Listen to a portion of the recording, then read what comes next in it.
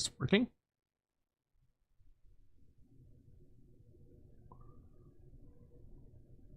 Maybe. Perhaps. The privacy is unlisted.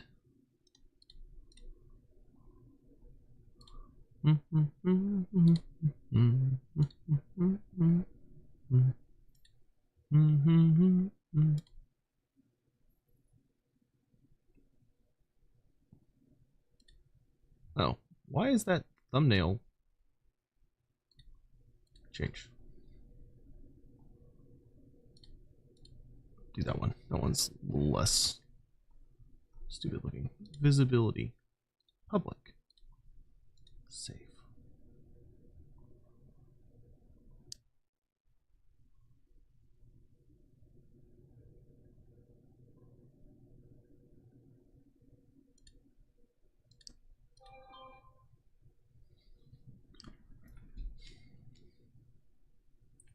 Now, is it working?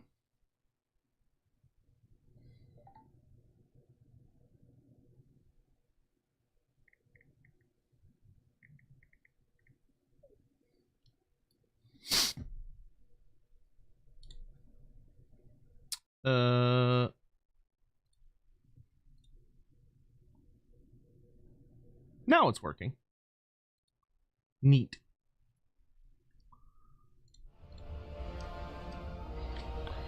Oh, hello.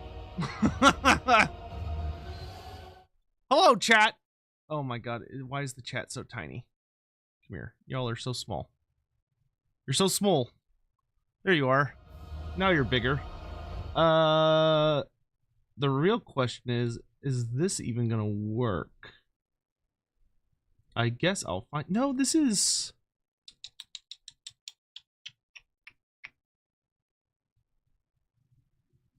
No, this is... different. Oh, jeez. Oh my god, I haven't been here in so long. I haven't been here in such a long time. Okay. There we go. I think... Yes. This is what I wanted. Oh dear. Recent events. Okay. We're just gonna hope that works. Hello! Hi! Why are we on YouTube? Because, because I'm dumb, mainly.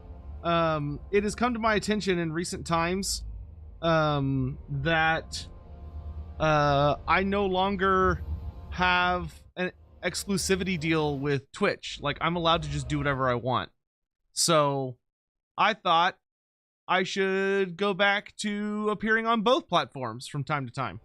Also, I'm doing a really big stream here tomorrow, while I'm also doing simultaneously on Twitch. So I figured I should come by and hang out. And also, I don't know, I've missed you guys. It's been a really long time. How are you? Hello. Hello. Oh, I should probably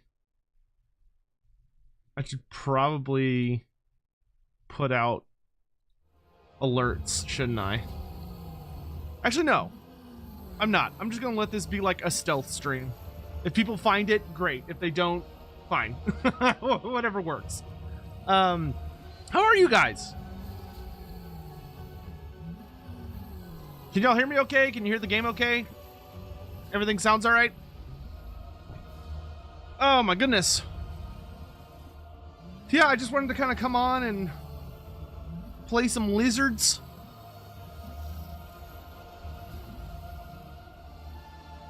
How am I dealing with the heat? I'm doing okay with the heat. The last few days it's actually been not so bad. But you know, I just don't go out during the daytime. I stay hidden in my house with the air conditioning. Though I've been walking Sadie in the mornings. before it gets too bad. I wonder if you can run this on your stream deck. I really doubt it, but you know, best of luck to you. Don't want to play Tehinawan. Decisions. Yeah, I think I'll play some Tehinawan just for shits and giggles. Where's the Vampiric DLC Bloodlines Part 5 video? That's a great question. It's coming, I promise. I have been collecting comments, but I kind of got into like, what's like the opposite of a rut? Like if you're like hardcore focused on something, I got like laser focused on writing a bunch of like little scripts that I wanted to finish, and I finished them, which was awesome, but that kind of took up a little bit of a fair amount of my time. And then I was also yes, hyperfixated, thank you. And then I got obsessed with trying to finish Diablo 4 over on Twitch, which we did, which was awesome. We finished the storyline of Diablo 4, which was really nice. So that's done. And that whole playthrough will be up on the second channel if anybody wants to watch that. Will I save this as a VOD? Probably not. No. This is just like, if you're here, great. If you missed it, you didn't miss much of value, to be honest. Am I excited for Shadows of Change? Dude, I am so ready for Shadows of Change. So ready for Shadows of Change. I'm very curious how they're going to handle aspects of it.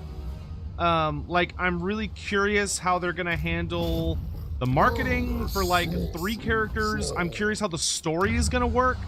Like, is it gonna be a 2v1? Is it gonna be a 1v1v1? Is it gonna, like, I have a lot of questions that I would very much like to have answered. But will I ever upload Warhammer 3 campaigns to the other channel? We probably should start doing that, yeah. I need to, I always feel kind of bad bullying my editor with Twitch streams, because, you know, there's nothing particularly fun or exciting about it. It's just like, hey, hey, I need you to, I need you to go out there and, like, chop up some horribly long string. You know what we probably will start doing is focusing on just uploading the entire things without bothering to chop them up. So they're just like big fat long streams. So yeah, we could definitely start doing that. Do I still think the big monkey will be in it? The Monkey King? I do not think it's going to be the Monkey King for Shadows of Change. I think Shadows of Change is probably going to be one of the dragon kids. I think it's either going to be Yin Yin or Yuan Bo. But I do not think that we're gonna get I do not think we're gonna get the Monkey King yet, because I think in order for the Monkey King to really work, we need to have I think for the Monkey King to work, you have to have End in the game. What's the second channel's name? It is Game Master of Sotek. Game Master of Sotek, because I was super unoriginal and couldn't think of a better name. Unfortunately, it just occurred to me that we don't have any like bots or anything in here. I don't have Nightbot in here yet, which is something I need to work on. But yeah, I just kind of wanted to hang out with y'all a bit tonight. You know, have fun. I'm very, very excited for tomorrow. If y'all have not heard, you know, if there's one thing I see a lot, it's always people coming to the comment sections and being like, hey Sotek, when are you actually gonna like do lore content again, you lazy piece of garbage? Which, you know, fair. And the answer to that is now. So tomorrow, Andy Law, who is like one of the, like, he has been a writer for Warhammer Fantasy lore for many years and has been involved in Warhammer for longer than I've been alive, is going to be joining me to do like a whole big lore video discussion on Malekith, and it's gonna be super hype and awesome, and there's gonna be tons and tons of lore, which we all love. So if you want to like get a full breakdown and all this crazy shit about Malekith the Witch King and just enjoy all that stuff, then make sure you're here tomorrow, right here, or on Twitch, but here or on Twitch at 10 a.m. CST or 4 p.m. BST. What mods am I running? They should all be in the description. So I'm running the color change mod so that all of my lizards are the appropriate colors, despite me playing Tannuin, because I don't like the green and red color scheme. I like the blue and red. I like the original color scheme. And then I'm running a mod that fixes what the quaddles look like to make them accurate to the lore and tabletop. Because I don't know what in God's name possessed CA to make just the worst quaddles anyone's ever seen, but they did. So I got a mod to fix it. Is this a live session or pre-recorded? No, this is live. My responses to chat are pre-recorded. So like everything I'm saying to you guys, this isn't live. The gameplay is live. I'm not.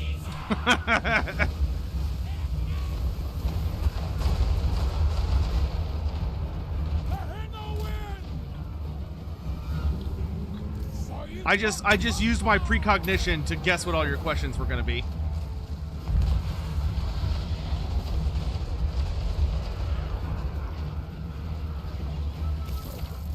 Well, this isn't Twitch. It's true. It's not Twitch. Oh my God.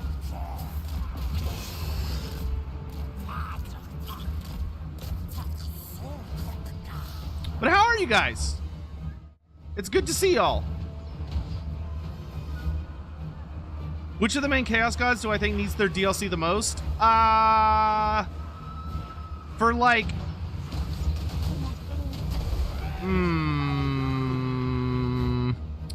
when it comes to, like, allowing for more types of gameplay, I would say Nurgle. Nurgle needs the most help. I don't know what the multiplayer situation is right now, because I feel like every time I blink, it's like dramatically different. So like I can't say one way or the other whether the like how the gods are balanced right now on the multiplayer side of things, but for like single player, I would say Nurgle. I would say Nurgle followed by Khorne. Like Khorne's a little boring as far as like what kind of units he has access to, but they're gonna have to dig pretty deep to come up with some more stuff there. But I'm very excited for Nurgle. I am more excited for Thrones of Decay than I am for Shadows of Change. I am excited for Shadows of Change, don't get me wrong. But like,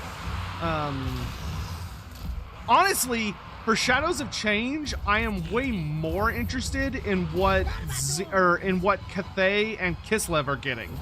I am not as interested in what Tzeentch is getting. Like, I'm curious, but like Tzeentch is pretty good. Kislev and Cathay desperately need new goodies.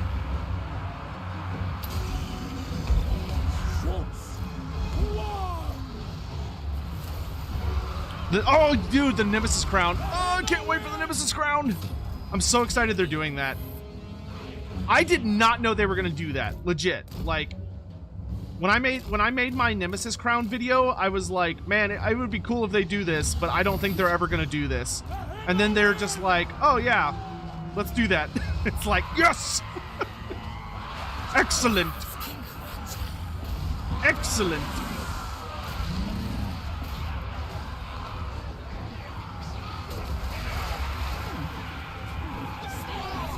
I love when they knock people off the walls. Makes me happy.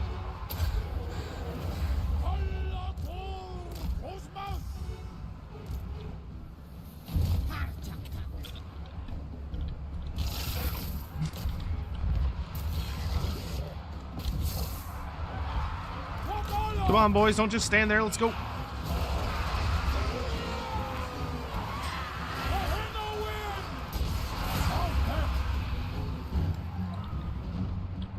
Do I think Kislev will get an Ungol roster? So Ungol is Ungol, just for reference. But I would like that. I don't know if that's going to happen. I think there are two directions they could take it. They could either go full Ungols, which means it's going to be more human focused, or they can go, if they decide to go like full Mother Ostenkia, which I'm going to be so sad if it's not Mother Ostenkia. But if they go Mother Ostenkia, then it's probably going to be more about like spirits, and like the creepy monster things that live in the darks of the forest. So like it's probably going to be a lot of like creatures as opposed to people, because that's what separates Kislev from the other human nations, right? Is that Kislev is much more about their relationship to the land itself and how the land defends itself using like actual spirits of like the earth and the rivers, and the Oblast, but they're terrifying creatures. They're not, so that's what makes them very, very different. You know, where Bretonnia like has virtually zero monsters, and is all about like knights and lots of garbage peasants that kind of almost act like Skaven as far as like how they're used and all that jazz. When it comes to Kislev, it's supposed to be more about like you have the more classic human elements within the like the Gospodars, but then there are the nightmarish entities that live like deep in the Oblast or deep in the forests, that come out with Mother Ostenkia, and they're like super scary. No, I didn't say Bretonnia has no monsters. I say Bretonnia does not have a lot of monsters. You know, the only creatures they have, the only monsters they have are the hippogriffs.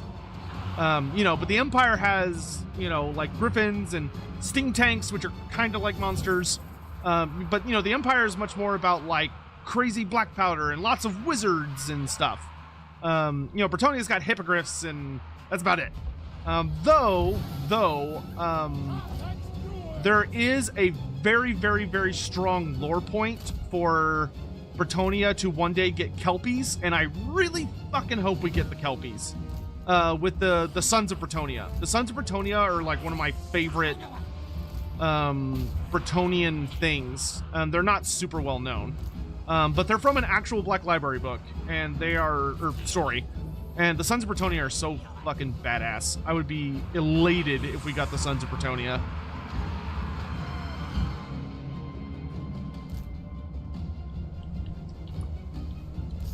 So I have to ask, chat, have y'all missed me? Well,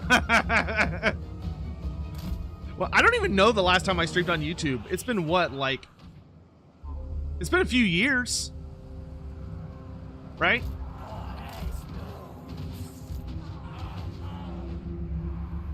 At least. But yeah, it turns out, I guess due to kind of like all the stuff that was going on with like Twitch pissing everybody off, they got rid of the exclusivity deal. So now I can just stream wherever I want.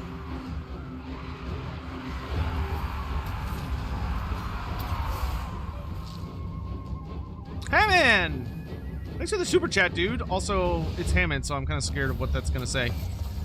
What did the first human to drink cow milk say? It's utterly fantastic. I missed you too, Hammond. I don't know. Did the first human... I don't know if any... I don't think an alert's going to come up because all my stuff is so messed up because I haven't been on YouTube in so long. I don't think it's going to pop up. But I saw it and I read it out. So we'll just have to make do with this scuffed ass stream for a little bit. I apologize.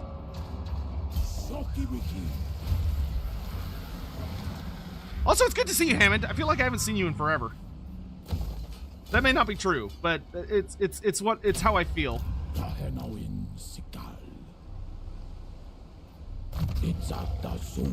Yeah, you know, you're probably right though. The first ever human that drank milk actually probably was sick as fuck for a while. Like, he probably had the shits so bad for just the longest time. I really like that you can get chameleon stalkers. I really like chameleon stalkers. It's a shame we don't actually have them in tabletop, but we do have something close with the new AOS chameleon skinks. That they kind of have chameleon stalkers, but Mr. 2010, a live stream, awesome. This is a stream with Legend of Total War would be amazing. One of my favorite Warhammer streams from any live creator. Yeah, I love Legend. Although I don't get to talk to him as much as I would like, I consider Legend a good friend. He's absolutely wonderful. We might do something together at some point. Playing with Legend is like, it can be a little taxing because like he's like, all right, I'm gonna maximize. I can't do his accent, but he's like, I'm gonna maximize this shit, and it's like, or instead of getting like the ultimate victory, we could just claim a victory and shave off like 85% of the time. But no, I love him to death. I hope he's doing really well. But yeah, I'm happy to be back on here. We should probably deal with Skroke sooner rather than later. Yeah, that's fine.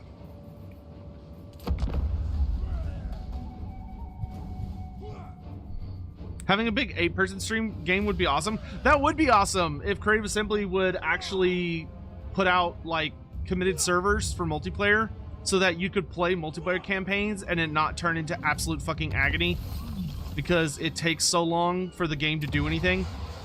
Don't get me wrong, like, I love this game. Still my favorite game by far. I still play it a lot, but I will be the first to cry out to the heavens that good sweet mother of God, multiplayer can be a nightmare because it takes so long. Hair looking shiny. Luscious locks. 8-player local stream, local LAN win. I don't have 8 friends in real life. I have like 4 or 5 really close friends. How have I not melted in Texas yet? Because you get used to it. Also, I don't go outside. That's my real secret power. I don't go outside. Because outside is suffering.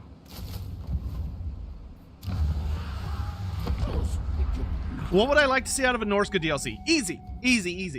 Norska DLC gets the next Norska DLC gets the following content. New legendary lord is Muna Mem. Muna Mem is a Famir matriarch character that's already been designed by Games Workshop. So like she already has a design and abilities and stuff. So like CA wouldn't have to break their back trying to make it work. So give me Muna Mem as the new legendary lord, and she is a monstrous caster Famir lord. Then for my new generic lord, give me the Famir noble. So the Famir noble's the new generic lord, and he's a big Famir with like a big old hammer, like cutting through people, smashing people. And he has a lot of buffs for monstrous units. Like he really focuses on buffing your monsters. Next, for the new hero type. Will we get a new hero type? I don't know if we really need a new hero. Like we have what, 3 heroes for Norska? Yeah, Norska doesn't really need a new hero. So just the generic lord's fine.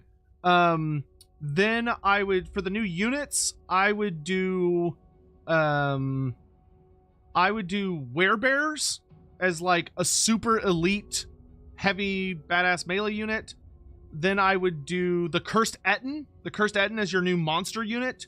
which the Chattin is like a giant, horrifying giant that has like 2 heads, and it would have like some bound spells and a lot of really cool abilities. I've done a whole video on the Chattin already. And then for I can't ever remember the last unit I would do. And then you could do like some other guy. But I would also, for a free LC character, I would give a Shaman Sorcerer Lords, so that we have human wizards. So for your Lord choices, you would have the Marauder, you'd have the Norskin Marauder Chieftain as like your character that's really, you know, he can ride a big mammoth, he can ride chariots, he's a good melee fighter, you could dedicate him to one of the gods. Then you get the Shaman Sorcerer Lord, or Shaman Sorcerer Chief, or whatever you want to call him. So he's your like generic wizard lord, and then you get the Famir Noble, who is your monster lord. No announcement. Yeah, there is no announcement. This is a secret stream. It's not real. The stream isn't real. It can't hurt you. It's not real. You are all imagining this right now. It's a collective fever dream. That's why I didn't announce it on Discord. Yeah, sure.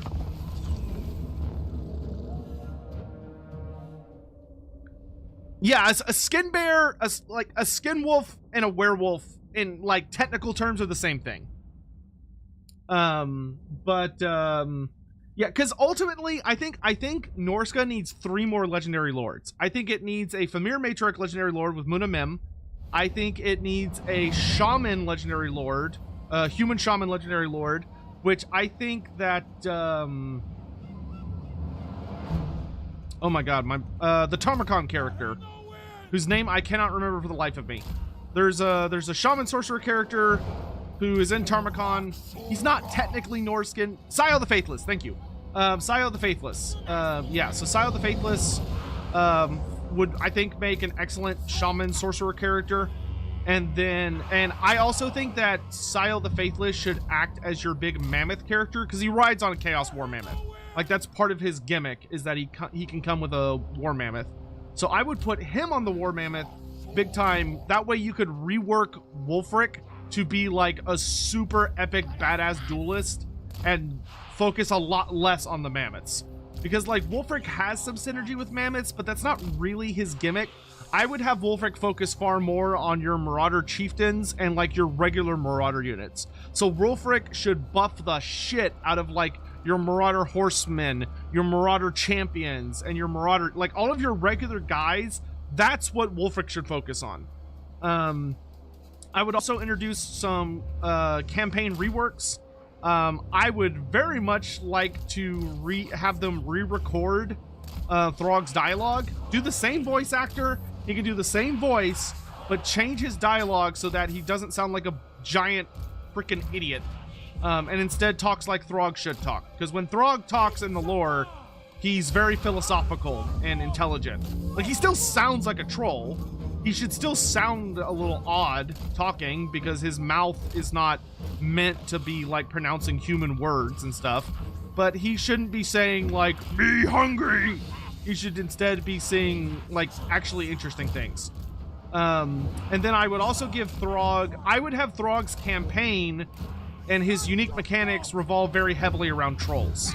Like, he should have, his whole campaign should be much more focused on how he goes around being the Troll King, dominating all the different species of trolls, which is what everybody wants.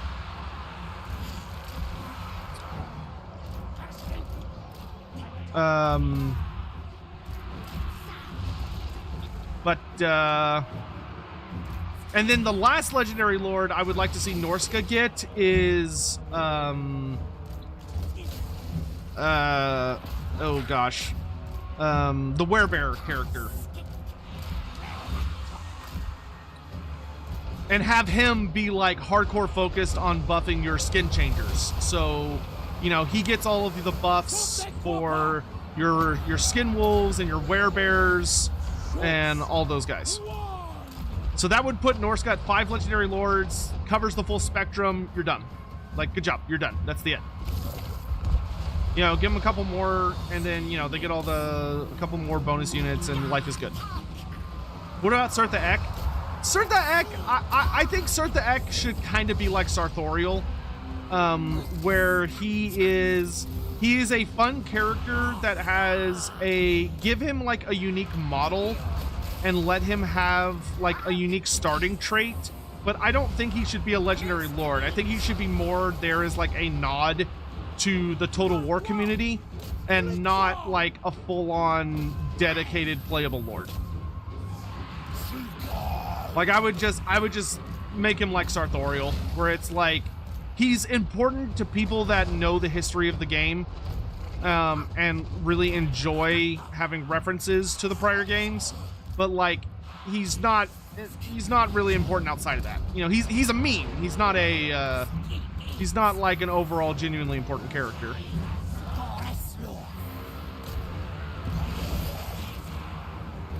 So like if you want to go out of your way to get him, he offers some really cool incentives. But other than that, you know, there's nothing that particularly special about him.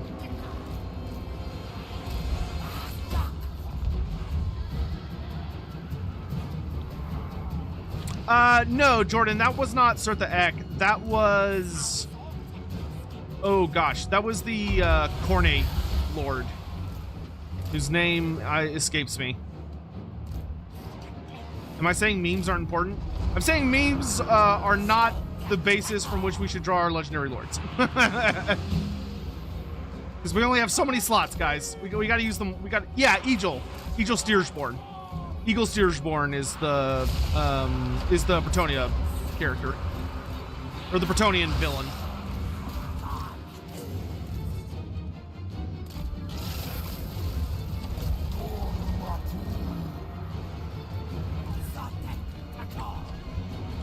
Let's move, boys.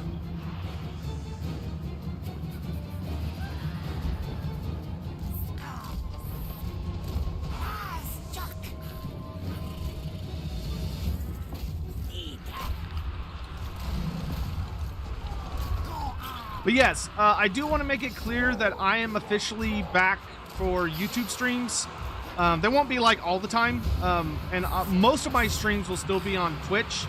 But basically the way I'm going to do it is I'm going to try and come here on YouTube probably about 2 to 3 times a week-ish. And I'll just be playing Total War. Like, that's the only thing I'm going to do on here is play Total War. I'll either be having like a lore... Either we will be doing a video... We'll be doing a live stream chatting about lore, or we will be playing Total War. Warhammer. On Twitch, I'll be playing other games. So, like, I'll be playing Baldur's Gate 3 on Twitch here coming up in a few days. Or in about 2 weeks. You know, I'll be playing the Blood Bowl and all that stuff over on Twitch channel, etc. No, they will not be dual streams. They will be one or the other. The only time I will be doing dual streams is when I am doing Lorebeards. So every Sunday, unless like something's going on, like Andy's not feeling well or whatever, every Sunday I will be doing Lorebeards dual streaming. So it'll be on YouTube and Twitch.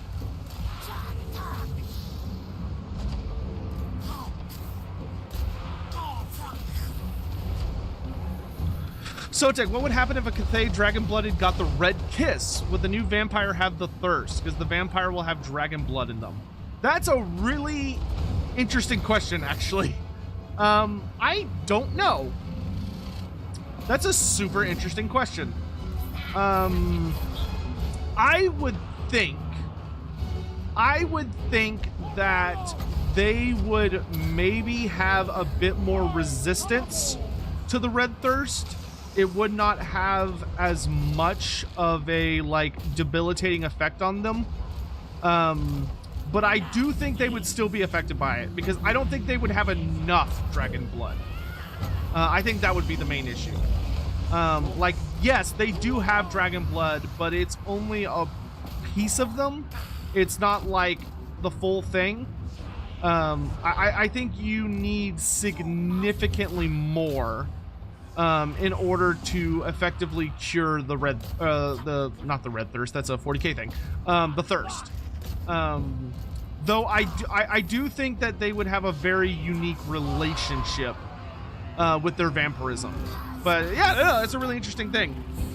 If we ever get Jade vampires in like Jade vampire lore, I suspect that's something that would be mused a lot about. Would be like the relationship between the Jade vampires and the Shukengun. If anything, I actually imagine that the Jade vampires would be very predatory towards the Shukengun, because they would probably see that as a way to accomplish their drive. But I bet they would need to kill and feed on multiple Shukenguns, not just like one. Because typically to cure the thirst, it's not just a dragon. It can't be any dragon. It has to be like an emperor dragon. It has to be a big fuck you sized dragon. Like the kind of dragon that can easily best an army on its own level monster. You know, we're talking about ancient primordial beasties, not just a sun. You know, it can't just be a sun dragon. It's got to be like at least a star dragon, if not bigger. Why don't we ever see reanimated lizard corpses? Why are most all zombies human? To save on effort. Most vampire counts are from human nations or like the Empire. And so most of the corpses that they work with are human corpses. But there's no like lore reason. It's just because developing zombies of different species means more work, so nobody ever wants to do that. But like from a lore standpoint, zombies are whatever they have to hand. So like if you're fighting greenskins, you're gonna have greenskin zombies. If you're fighting humans, you're gonna have human zombies. If you're fighting lizardmen, you're gonna have lizardmen zombies. Zombies are very, very, very easy to raise from any species. So long as they are vaguely human-sized. If they're bigger than a human, then it becomes a lot more difficult. Is Tannenwin good now? Yeah, Tannenwin's really good. Tannenwin is, like, awesome. I still hate the way he holds the plaque of Chakwa. I think the way he holds it is still super dumb, and it triggers the hell out of me. But no, he's a really powerful character now. Yeah. And the Uber's Sotek ability is actually substantially better now that sieges are pretty rare with like walls, because that was the only place that it was like really bad. The super Sotek ability in like a settlement battle is terrifyingly strong, because settlement battles have all like those narrow lanes, and it just like obliterates anybody unfortunate enough to be standing in a lane. Though Tannenwin is very bugged right now though, where a lot of his prophecy things trigger very early. So like this is own the entirety of 2 provinces, and the game thinks I own 3 provinces, which I don't. I own 1 province. But you know, I am benefiting from said bug, so you know, you won't catch me complaining. Do I think the Koresh release will be good if it does happen? Yeah, I think Koresh would be super fucking awesome if it happens. I think Koresh would be amazing.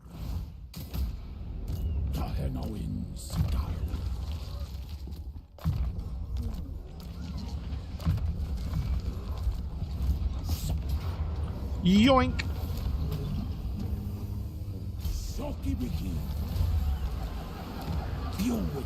All right.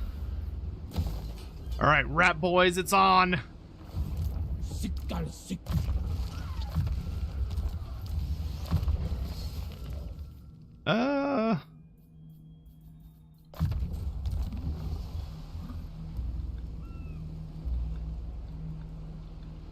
By the way, if you're wondering what mods I'm playing with, it should be in the live stream. Description should be.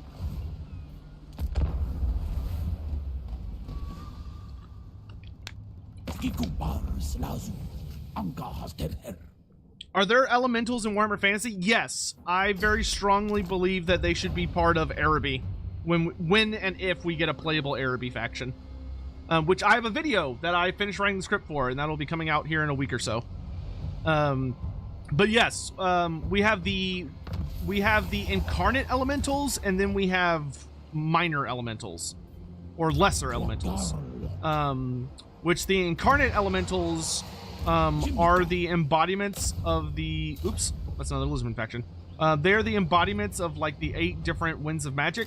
So, like, you have the incarnate elemental of beasts, the incarnate elemental of shadow, the incarnate elemental of death, fire, heavens, etc. And then each of them have minor elemental versions of that. Can I make my ambush chance any higher? No. Only 50%. That's not very good.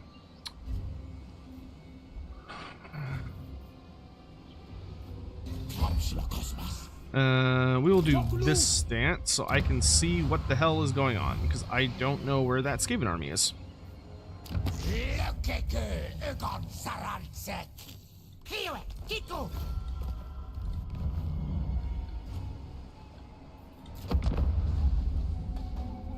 There's Skrulk. I would very much like Skrulk to destroy the other Sentinels. Yes, good. Good, yes. Now, if he could take it, that would make me very happy. Why don't I play with any landmark or extra legendary lord mods? I thought your major issue was just wanting battles to still be the same as multiplayer. No. That's not my issue. My thing is I want my game to be as close to vanilla as possible, so I really don't like messing with things. And the reason for that is that whenever I am playing the game, I am constantly kind of in the back of my head trying to think of ways to, like, improve the experience. And to, like, make little additions or fixes based on the things I encounter. So the problem is that if I heavily mod my game so that it's basically not a recognizable experience from playing vanilla, then I can't provide good feedback, and I can't, like, make good decisions about, oh, I should I should recommend that we do this, or I should try and ballpark about this other feature, because if the game is so heavily modded, then I'm gonna be more wrapped up in what modders are doing, which modders are doing awesome stuff, and I love modders, and they are a core fundamental of the community, but ultimately, like, what they're kind of customizing to the experience has a rather dramatic effect on, like, I try to just, you know, stay focused on the goal. Do I use Nexus mods? No. I haven't used, the only time I ever used Nexus mods was when I played Skyrim on a regular basis.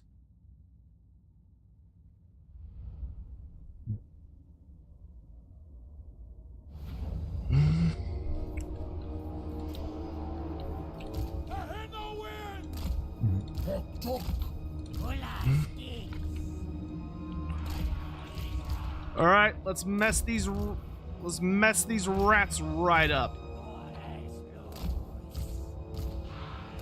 Oops. But how are y'all? You know, it's been a few years since I've seen a lot of you guys, because I know not everybody likes to deal with Twitch. So for those of you I have not seen in, like, forever, how have you been? How is life? How's your ma? I do need to keep an eye on the time, because I do need to go to bed at a very reasonable hour so that I can be prepped for the lore stream tomorrow.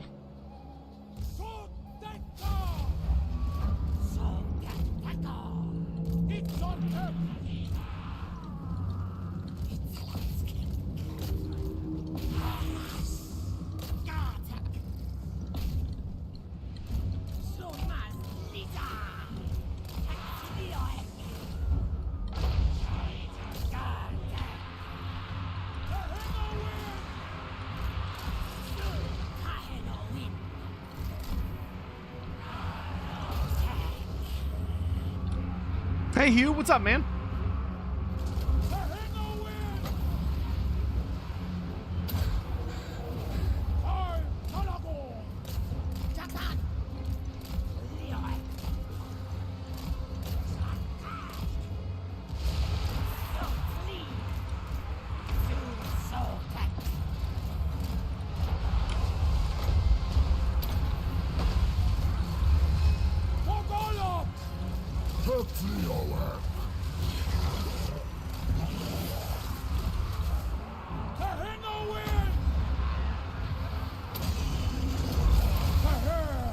More snicks.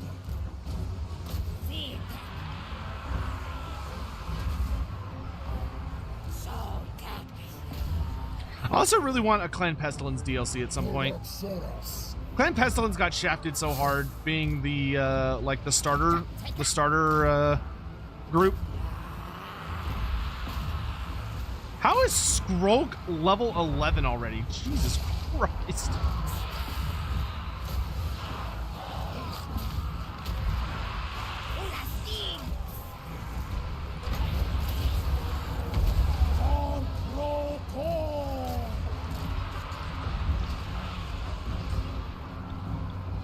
Greetings from Chile. Well, greetings back from Tejas. Forgot my Croc scores.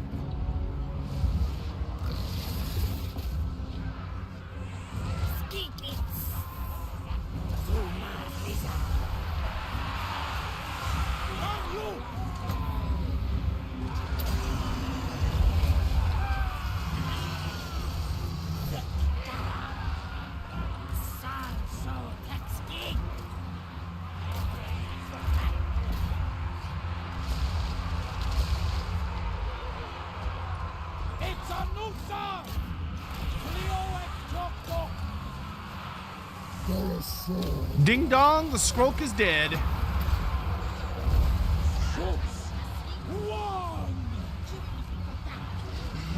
Why does no one use Plague Monks and Skrolk in PvP? I have no idea. I'm the wrong person to ask about that. That's a great question for, like, Turin. Turin streams almost every day, or almost every night. Not every night, but almost every night. So you should go ask him, because I bet he'll know. Am I excited to hang out with Chapter Master Valrak at Valfest next month? Hell yeah, dude. I'm hyped as fuck for Valfest. I don't know what I'm gonna, like, do there, to be honest. Like, I'm really just going to hang out, because I don't really think that many... I don't think anyone's gonna want to play AOS. So, like, I'm not... I don't think I'm gonna go to play games. Like, I'll probably take my army just in case. But, oh, my back. Ugh. Greetings from the future. It's already tomorrow in South Africa. Awesome. Well, let me know how tomorrow's going. If I was in charge of the DLC, what gets made immediately? I mean, I would stick on their current schedule, to be honest.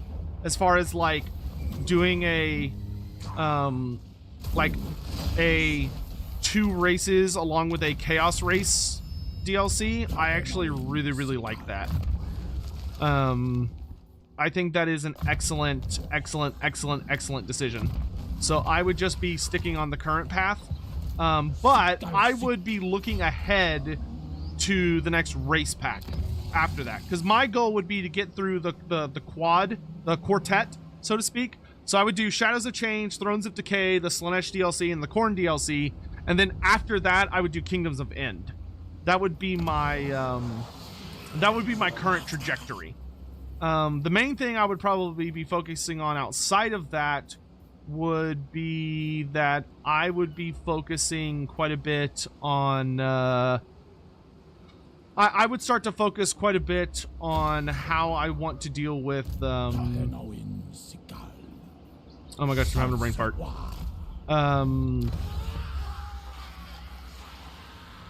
Free LC stuff. So like there are a couple of priorities that I would have for like reworks. So like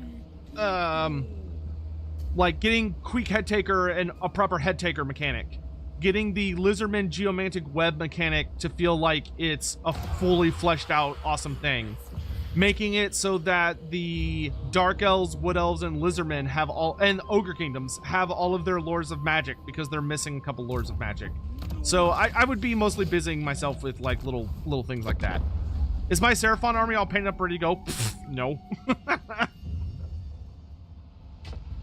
I am the slowest painter on Earth. And by that, I mean I don't paint very often. It is quite rare for me to paint. I'm probably, I don't even know if I'm going to take my Seraphon. No, I can almost say for sure I'm not taking Seraphon to Valfest because I'm not going to have enough time to get them ready. Because like for my Seraphon or Lizardmen, however you want to call them, I want them to look as good as possible. So for me, I want to make absolutely sure that they are painted by professional painters and not by me. Because I suck at painting, and I want to be able to look at my Lizardmen and feel good about myself. Because I spent an ungodly amount of money. Like, I have a commission going right now where there's a pro painter in my area. She's painting for me one of the new Slum Mage priests, a group of Saurus warriors, and a Troglodon. I think that's everything that she's working on right now. And if I can scrounge up enough money, I'm probably also going to reach out to her and ask if she can paint for me the little skink cavalry guys. I have 346. Have I got Old World ready to go? No. I don't even know if I'm gonna play Old World yet. I'm waiting for the rules to come out. Cause like I love Warhammer Fantasy and like I'm gonna buy all the books because I want to know like the lore and what's going on and everything. But like I don't know if I'm gonna play it. Because that's gonna depend a lot on how good the rules are. You know, if they release the rules for the Old World and I think they're garbage, then I'm not going to play it. You know, just because they call it Warhammer Fantasy, the Old World, doesn't mean I'm going to be like, oh, I must play it. It's going to depend on the rule set. And it's also going to depend on what minis they release. It just depends.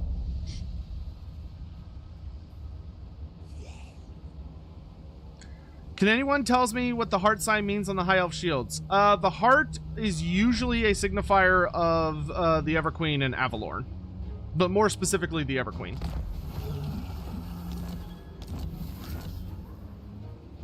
Hello, Goros. Sadly, you're not Goros Warhoof. You're just plain Goros, which is why I'm going to kill you.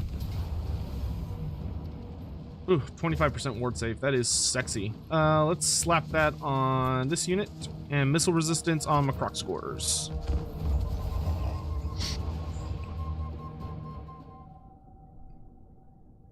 How do you throw around so much money when I have alimony payments? That's my secret. Alimony. Just bought the Gotrek and Felix book 1 after watching your video. Oh, it's so good.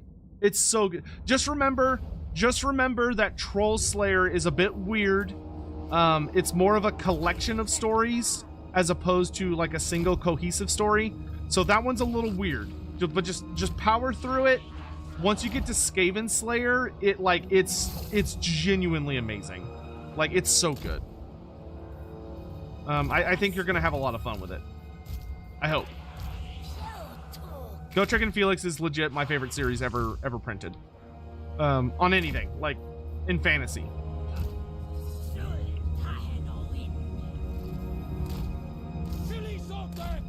Silly Sotek.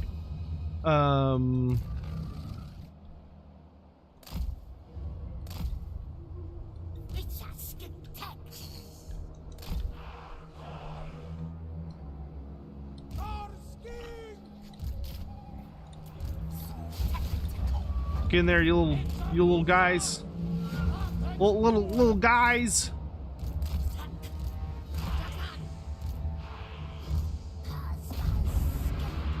Cygor's hurt.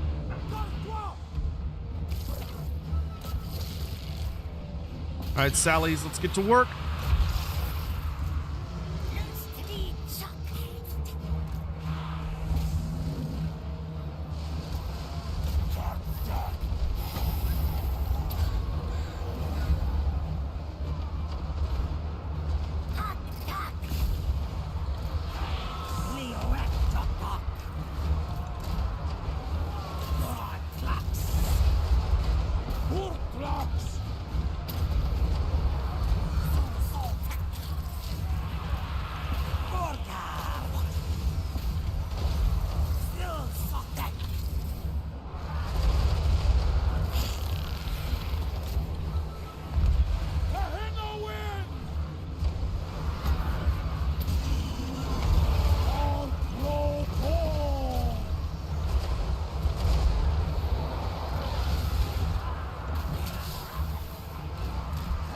We're getting some roast bacon.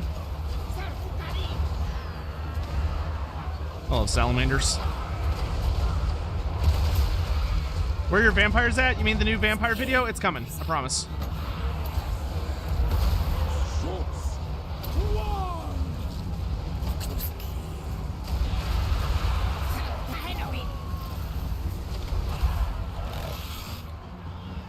It's the next video I'm doing after the video that I literally just recorded today, which will come out tomorrow morning,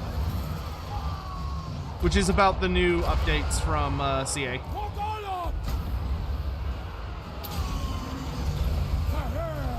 Bye, Tanwin.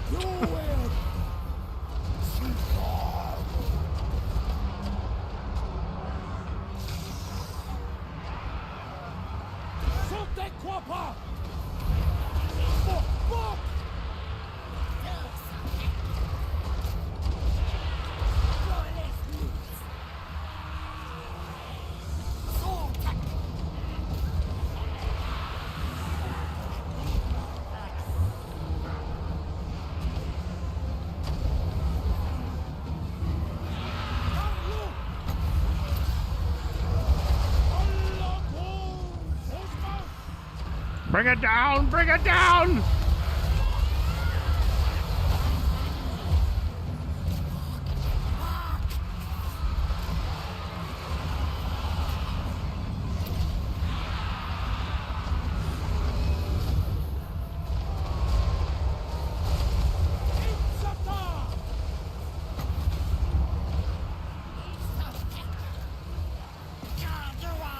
Kill as many as you can!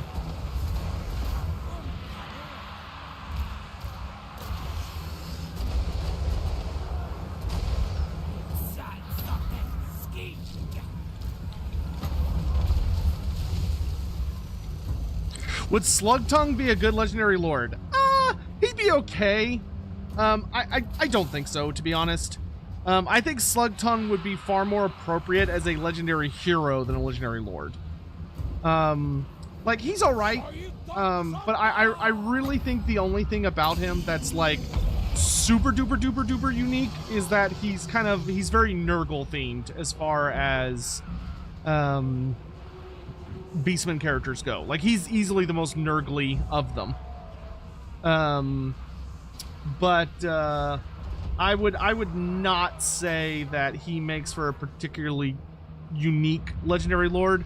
I think if you want more Beastmen legendary lords, which is totally understandable, I would probably look to Goros Warhoof next.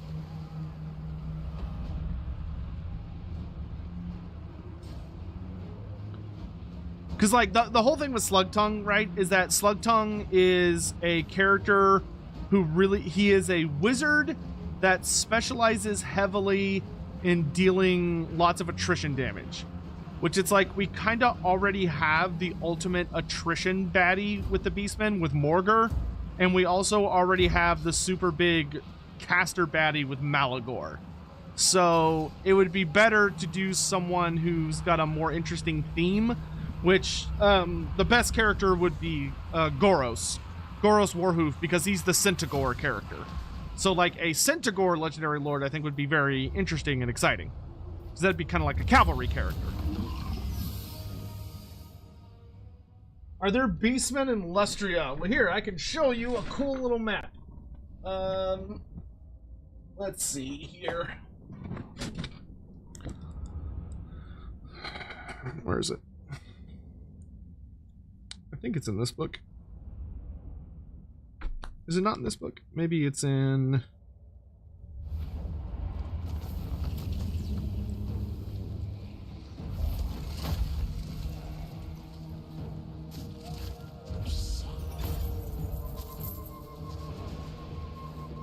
Nope, wrong book. Hold on. I know where I can dig it up.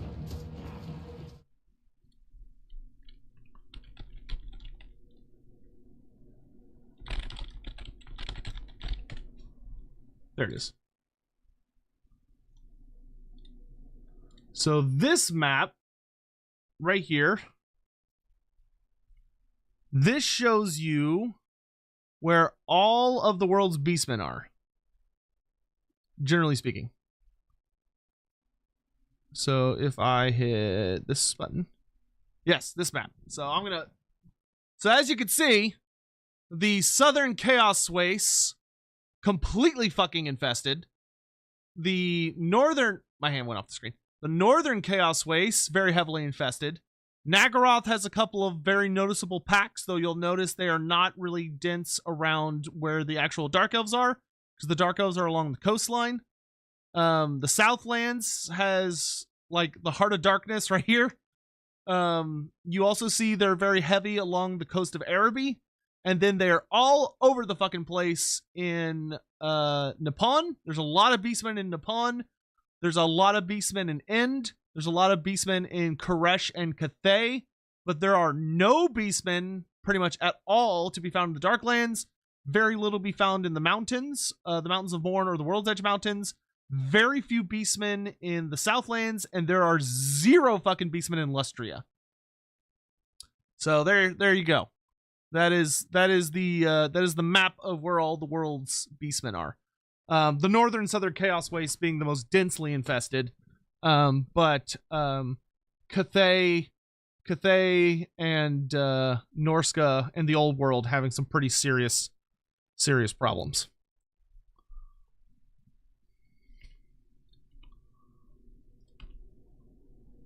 So there you go. There's that.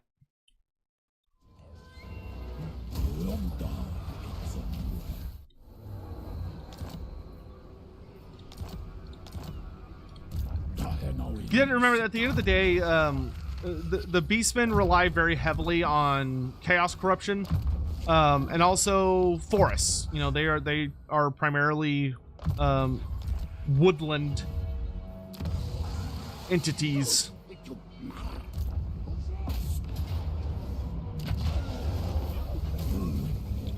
More sacrificial offerings. Nice. Yay! I love easy confederations. It makes my heart so happy.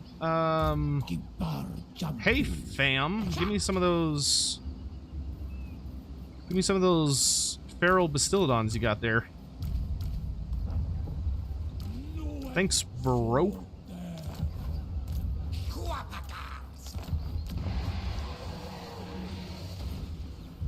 I would very much like to conquer Chipyodal. Let's see.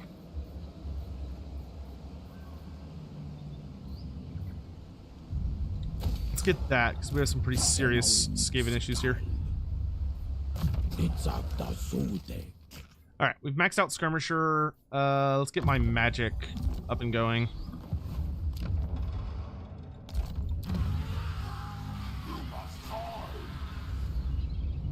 Get kayaks fully up another tier, and now I can focus my efforts on rats. They are the rats.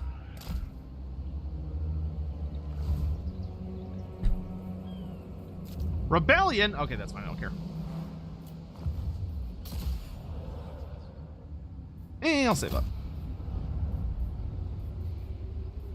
Actually, go ahead and give me more armor, because I like having armored skinks. That makes me very happy.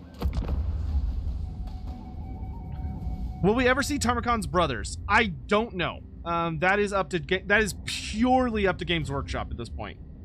I mean, it's always up to Games Workshop, but that's a really interesting curiosity, because it's really hard to tell whether or not Games Workshop wants to explore kind of like modern Warhammer Fantasy, because that, you know, that's not old world. That's like truly, pretty sure I can win this. That is truly modern Warhammer, you know, like 10, 20 years before the end times happened.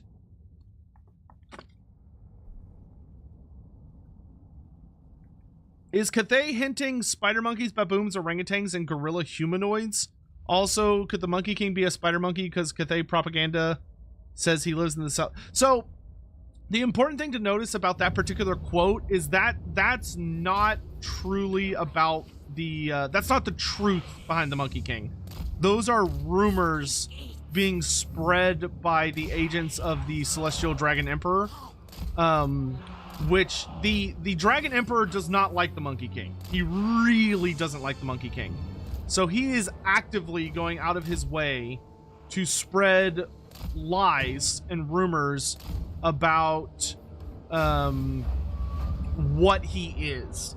So within Cathay, there are all these different myths and legends about what the Monkey King is. Where, you know, in the different parts of Cathay, in one part of Cathay, they say, you know, they say that he's a chaos creature of corn, and he's this red gorilla that rips people apart limb from limb and feasts on their hearts and drinks their blood and takes their skulls. And in another part of Cathay, they say, no, he's this bloated, diseased orangutan that's covered in sores and scabs, and he's this very slothful, obese, diseased creature that's very nurgly. And then they say, there are others that say, no, he's actually a small, conniving spider monkey that gets on people's shoulders, and he whispers in their ears and he's whispering plots and secrets to them and manipulating them and constantly trying to turn them against each other. And he's very Zinchian. And then, of course, the last rumor being that, no, he's actually this baboon that has like a giant exposed ass, and he is constantly like whoring around, and he has like a massive harem of monkey creatures, and he's like got loads of children, and he's, you know, he engages in like the worst forms of seeking pleasure, and he's this horrible creature. But none of those are true. Those are all lies. The truth of the Monkey King is likely somewhere mixed in there, because the Monkey King is not a great guy, so to speak. He's definitely he definitely has caused a lot of problems for Cathay. You know, he was able to be convinced by Clan Eshin to make like an alliance with them, and as part of his alliance with Clan Eshin, he did invade Grand Cathay to rather devastating effect, which, you know, not ideal, especially from Cathay's perspective. I'm sure they would have much preferred he didn't do that. That being said, you know, they have a lot to gain from making him out to be the bad guy. So you kind of have to keep that all in mind, you know? That being said, it is likely when we do see the Monkey King, there's only one kind of monkey warrior. Because there are some more reliable quotes that are talked about from the perspective of the southern Cathayans. Not from a like political standpoint, but they're talking about fighting alongside the monkey warriors. And what they say about the monkey warriors is that they're very unpleasant to fight alongside, because when they kill enemies, they like to rip out their hearts and eat their hearts. And it's very like gross and barbaric. That is probably true. But that is, those are the like actual monkey warriors, not the Monkey King himself. The Monkey King is very likely going to be, you know, obviously he's inspired by the Tale of Sun Wukong from the Journey to the West. So he's probably going to be very, very, very similar and reminiscent of, you know, the Monkey Kings we're familiar with. Though he's probably going to be a little bit more terrifying in some ways. Probably a little more scary looking. But we'll have to see. I'm genuinely very curious. There's a lot of different ways they can handle the Monkey King. And he's probably one of the more anticipated characters, in my opinion.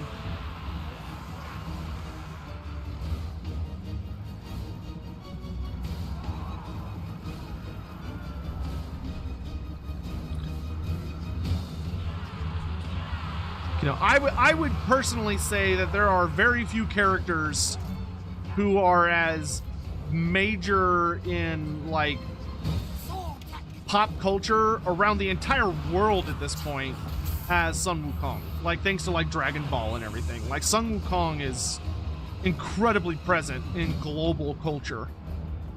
So I'm excited to see what they're going to do with that.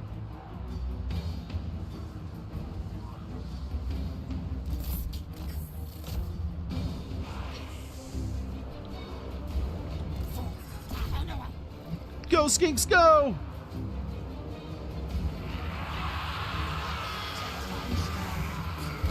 For Sotek! I should save that for when I fight the Warlord. Good job, boys.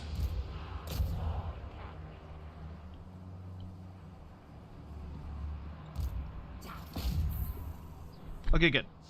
Oh, nice! He got army lost. Ha ha ha! Bitch.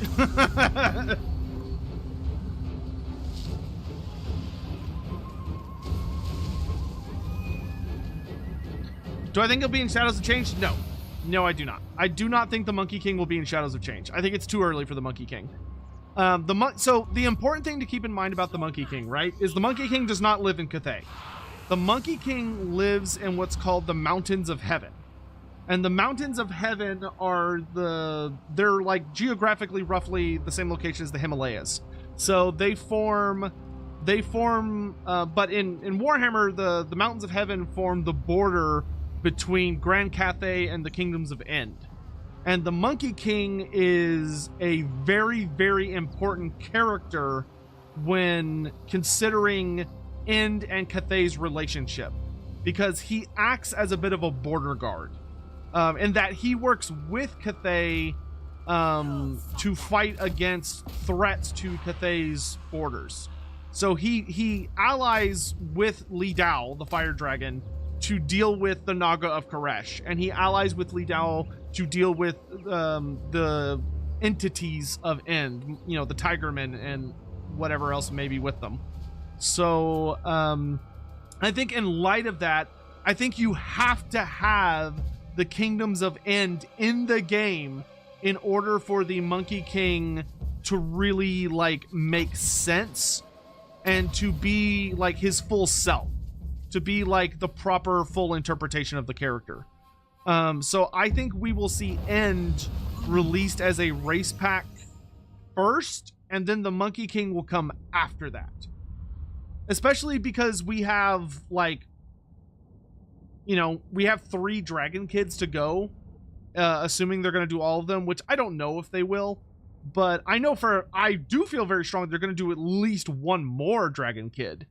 But whether it's going to be Yuan Bo or Yin Yin is a question. Li Dao I also do not think is possible, because I think to do Li Dao justice, you need to have the Naga of Koresh to the south. Because the whole point has been issued, mighty lord. The whole point for Li Dao is that he fights against the Naga constantly. Like, he protects the southern border and deals with, you know, the greatest threat in that part of the world, which is terrifying angry snake men, who we know like virtually nothing about, which makes them even scarier.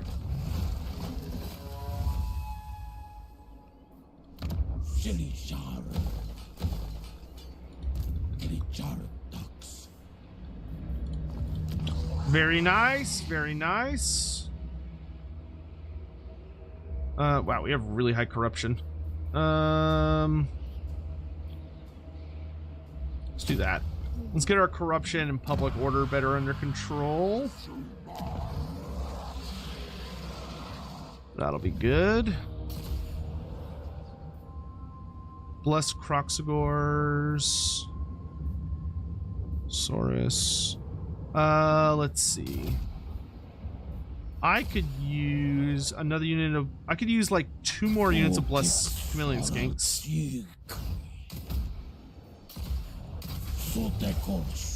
Very cool. And then I would also like a follower. Ah, we got a shitty follower. Unfortunate. Might as well put it on because there's no point not, but not a very good one.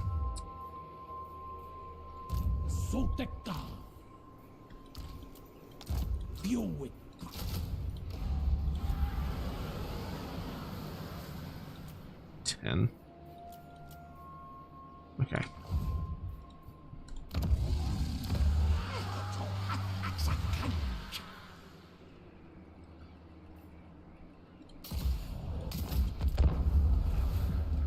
Can you have putrid blights kings without blobe rot spawn? Yeah, you can. Well, because blobe is more important if you're gonna have the Magath riders. So the Magath riders, the trio of Uber Nurgle characters that ride on a very unique big scary mount, that is a very different conversation than just putrid blight kings.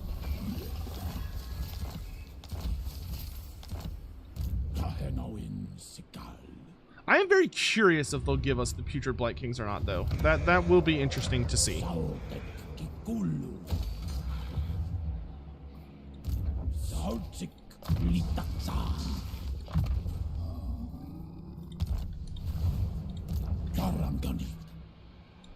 right, we march. Okay, I don't think we're gonna take this one. Screw it. Yeah.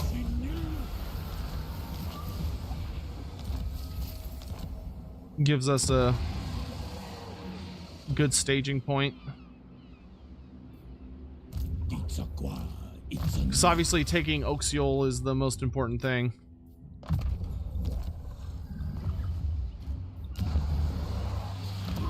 Though we might be expanding a little too aggressively.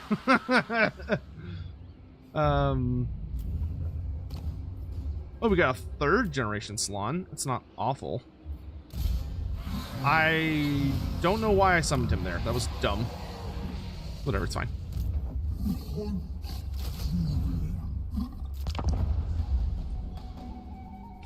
Why is Sotek streaming on YouTube? Because I can!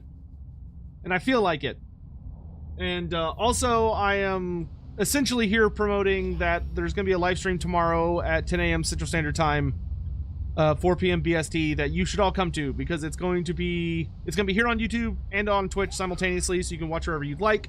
It's going to be me and Andy Law, who's a longtime writer for Warhammer Fantasy, and like has been doing Warhammer Fantasy stuff longer than I've been alive. We're going to be doing like a big lore stream that's going to be about, it's called Deconstruction of Malekith, where we're going to be breaking down the lore of Malekith the Witch King. It should be a ton of fun and like a lot of really good lore goodness. So I would happily recommend you all show up to check it out. It should be a lot of fun. We're going to be answering questions from the chat, as well as discussing like Malekith's overall story and like the importance of it and the lore behind it, etc., etc. So you're not going to want to miss it. I guarantee it. Should be a lot of fun. Is it going to be called Lawbeards? Maybe. I don't think so. Like, I'm definitely gonna do some rebranding, but I don't know how I want to rebrand it is kind of the thing. Definitely will rebrand. I just don't know how. We're still kind of sussing that out. But we need to get like some new art made and a bunch of other crap. I will say that while he is on the show, he will be known as the Lawmaster.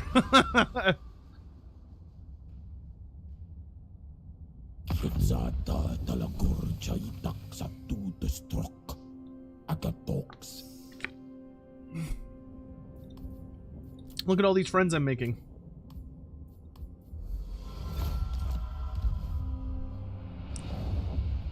Lord Masters of Zotek? Well, that's just confusing. And I want to make sure that Andy gets his due thanks. Co-op campaign with Andy when? You can ask him that. I'm not going to ask him that. Is Who Would Win going to come back to Lorebeards? We will probably, yes, we are going to do Who Would Wins, though we're not going to be doing one this next time because Malekith's story is like so goddamn dense, that it's obscene how dense it is. And like how much stuff we have to get through. So we're probably not gonna have time for anything like that. We're gonna be mostly focused on we're gonna be a lot more focused on trying to deal with things like other kinds of questions.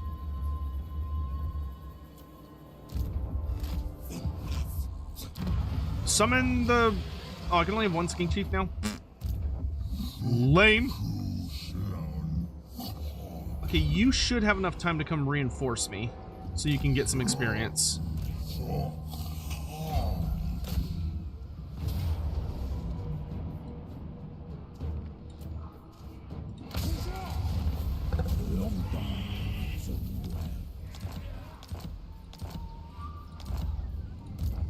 Oh, nice. I can get the cohort of Sotek.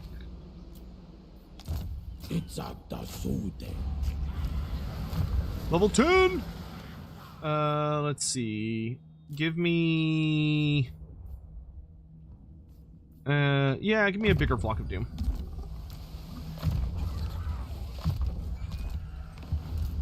Come here, bitch. You better run. Okay, you need to head back home. What does the diadem empower you? Okay, that's not awful.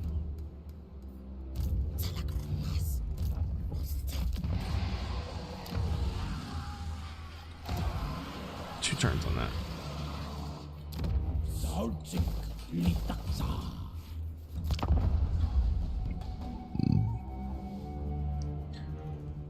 When will me and Nathan stream again? We won't.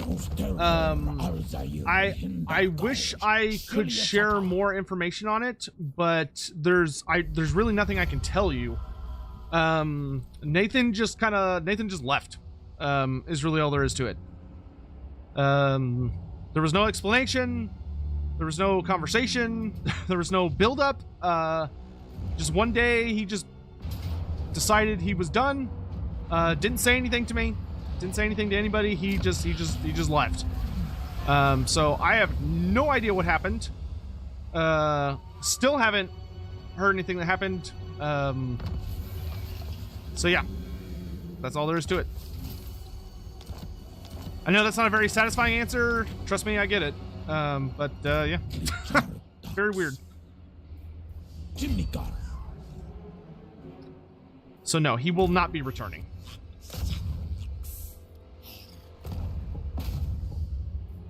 Let's see.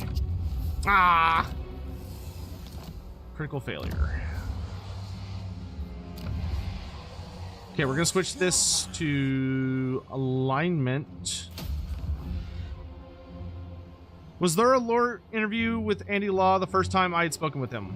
There are 2 episodes of Lore Beards that I have with Andy Law. The first one was like a month or 2 ago, and the last one was last week. The first one we talked a lot about. We talked a lot about Warhammer Fantasy Roleplay, 4th edition, because he was the original producer for it. So like he was the big head honcho that made a lot of the decisions about how it was going to be structured and designed. So we talked a lot about the decisions he made creating the game and everything that went into it and yada yada yada. It was super duper awesome. I would highly recommend checking it out. It is on the YouTube channel, this channel, and then we also have a video about from last week where we chatted with him about how to be a good DM. So, you know, what's the secrets behind, because he's an amazing game/dungeon master. Oh, when's the first time I ever spoke with him? That was pretty much it. Like I had talked to him over like text very, very briefly, before that point. But no, that was the first like full conversation I'd had with him was on Lorebeards. Have I talked about Echoed Hellbrass yet and the possibility he's coming? Check, yes. See tomorrow's video. Tomorrow morning's video.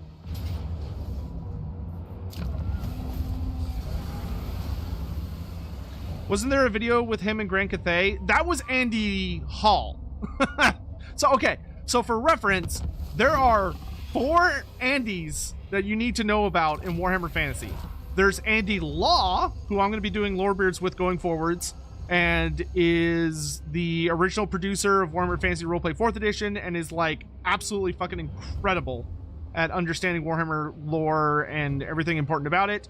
There's Andy Hall, who is the lead writer and lore guy for Total War Warhammer, and is incredibly important for understanding how the lore is changing and evolving, and all the stuff that's going into making the Total War Warhammer series. Then there's Andy Leisk, which Andy Leisk works a lot with Andy Law, and Andy Leisk has written a lot of the modern lore and understandings that we have for the city of Ubersreich, which is super important if you play Vermintide or the Warhammer Fantasy roleplay game, or just follow Warhammer Fantasy in general. Ubersreich is very important. He's written a massive amount on Ubersreich, and he also wrote pretty much all of the modern lore stuff for Halflings, which is super awesome. And then there's Andy Hrohr, and Andy Hrohr is a writer at Games Workshop HQ, and Andy Hrohr is responsible for a lot of like 40K and fantasy stuff, but he still works at Games Workshop. So like, there's a lot of Andys in the Warhammer sphere. It's kind of crazy.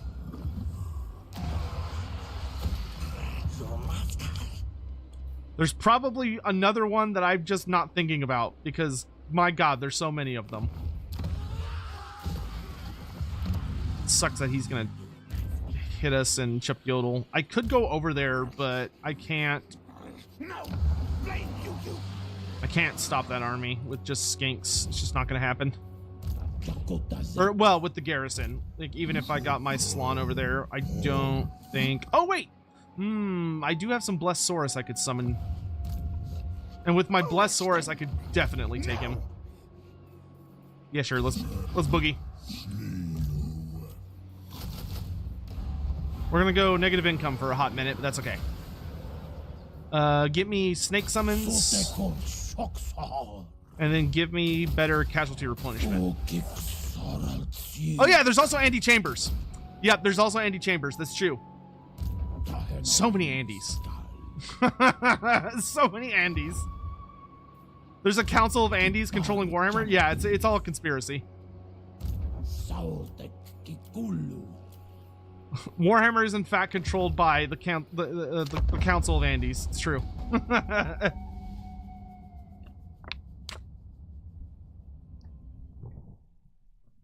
So if you want to work at Games Workshop, change your name to Andy. That does seem to be a reliable piece of information, yeah.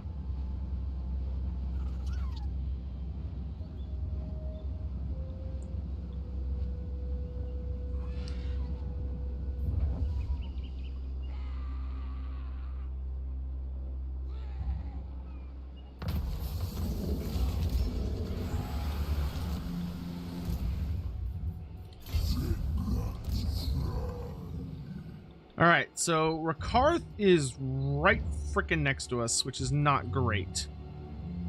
But I would much rather... I can't talk. I would much rather focus my efforts on taking Oxiol, because if we can conquer Oxiol, we can deal a death blow to Skrull. He is taking... He's taking about 10 casualties per tick. I'm only taking about 8 casualties per tick. So we're both suffering from attrition. I think attrition is going to hurt him more than it's going to hurt me. So I'm just going to let him attrition me. That's fine.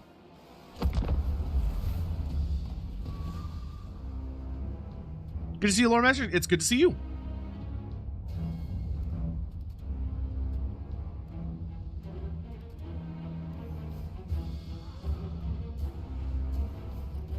Hey, Kanako, good to see you. Do I think Toddy will ever get a full rework and we'll get the Cult of Ulrich? Yes. I do think we'll get the Cult of Ulrich at some point. And Toddy will be made playable. I believe!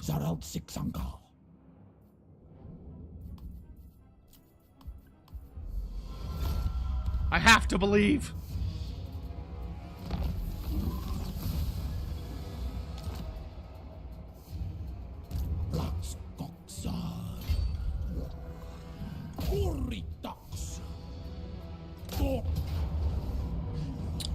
goes the rat. Ooh, we got the forbidden rod. I cannot make it back to friendly territory. Honor to your ancestor, agreed. Which is unfortunate.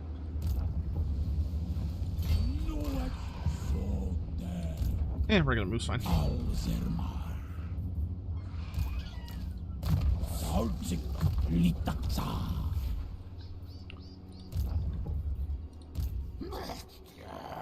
Think me fool, fool.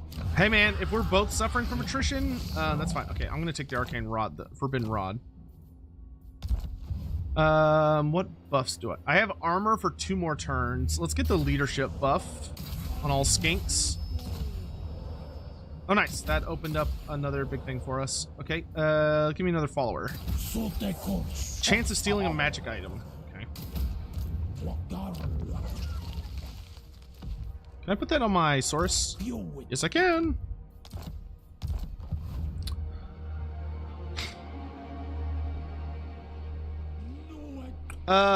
Where's the Book of Grudges guy in Lordbeard's video? Great Book of Grudges left the show. I don't know why. He didn't talk to me before he left. He's refused to talk to me since. I have no idea what happened. I wish him all the best. Hope he's okay. But yeah, no, he left without explanation and without warning. So he will not be returning. SFO is good. I don't play it personally because I try to stay as close to vanilla as I can, because staying as close as I can to vanilla helps me make it makes it much easier for me to evaluate what kind of changes I want to recommend for the game to hopefully like get the community behind and the devs behind. I tend to stay away from more in-depth mods like that.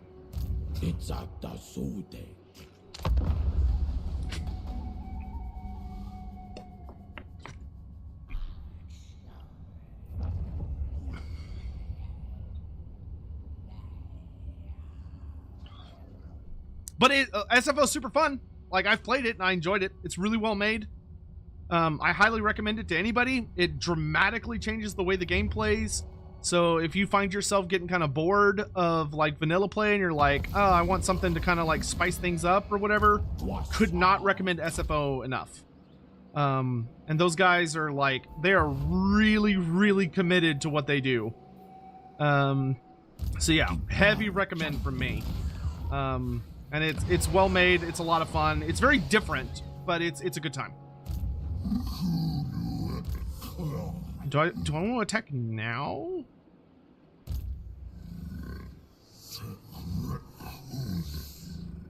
Yes, because we're not going to have armor if we don't attack now. All right. It's time.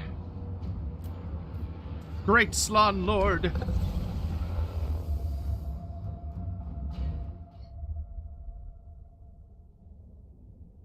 You can't use mods on your Total War Warhammer. Your launcher doesn't work. Oh, that sucks. I would maybe post on the forums about that. Maybe you can get some help. Is there a Judgment Day prophecy in Lizardman culture? No, not that I'm aware of. The Lizardmen do not have... They have an apocalypse protocol, is the best way I can put it. Like, they have a... they have a prophecy slash system in place for if shit absolutely hits the fan, they are supposed to do X, Y, and Z, which basically revolves around if they come to believe that the end times is like coming and there's nothing they can do to avert it. So like, you know, it's the end of days. They're supposed to do this, which is what happens in the end times. So the end times leads to the Lizardmen basically saying like, okay, like there's nothing we can do. Things are now in motion that cannot be undone. And we have to, you know, we have to just do what we can. And they basically evacuate the planet.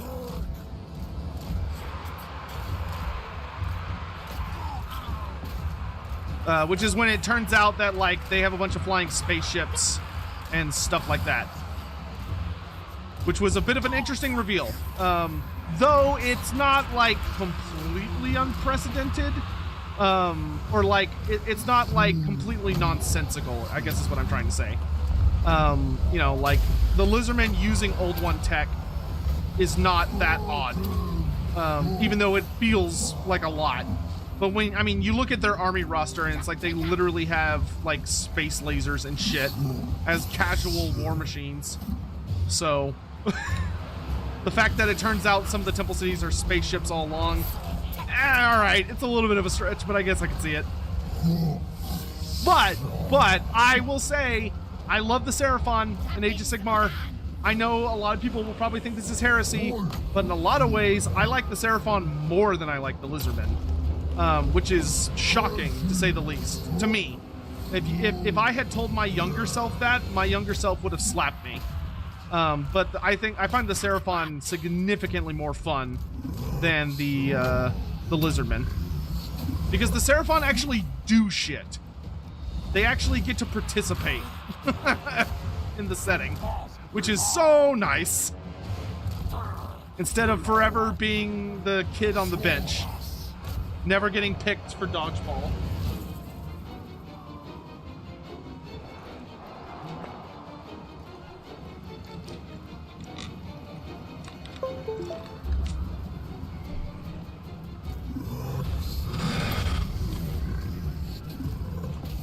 Wow, this is a massacre.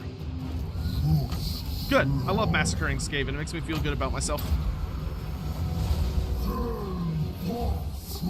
Angry box. Bark! Bark!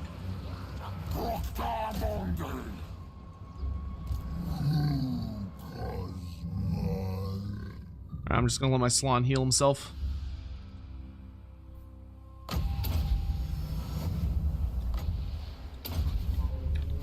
Snakes!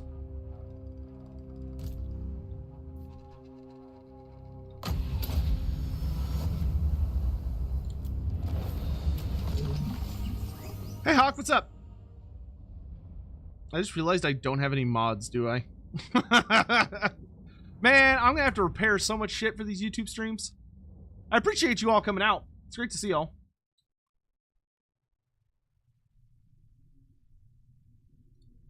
It's lovely to see y'all. I know I just kind of snuck on here, but...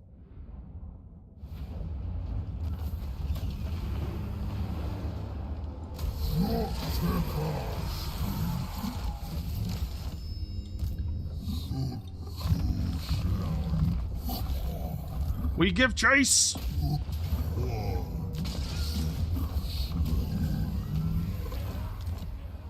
Excellent. Well done, Hat Rababar. That's a name. Okay, I guess I'll march north? I don't know, I'm really just supposed to be defending this area.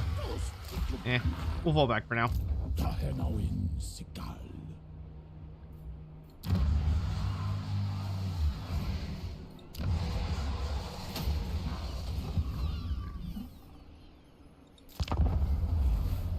Is this a YouTube stream? No. Thanks for being my favorite Warhammer streamer. Aw. Why am I on YouTube and not Twitch? Because I am coming back to YouTube on a semi-regular basis. I'm still going to be streaming on Twitch more often, but I will be appearing from place to place. Because I miss streaming on YouTube, because I miss hanging out with a lot of y'all that I know don't want to deal with Twitch for, you know, various reasons. It's by no means a perfect system. It's got all sorts of different kinds of problems. And YouTube streaming has gotten a lot better. So, you know, I decided to come home. I'll be popping in from time to time.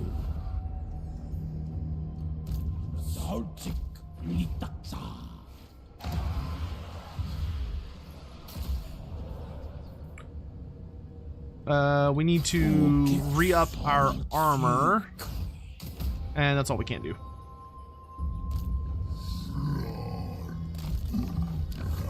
Champiodal! I need gold. Yeah, I finally picked up cigarettes and milk. It was time to come home. It was time to come back.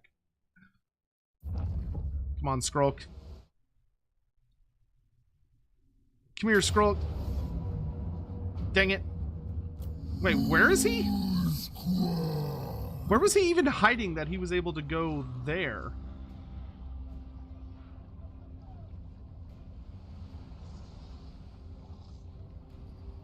Any ETA on the Empire Q&A series? There will be an interesting update about that tomorrow during the Malekith stream.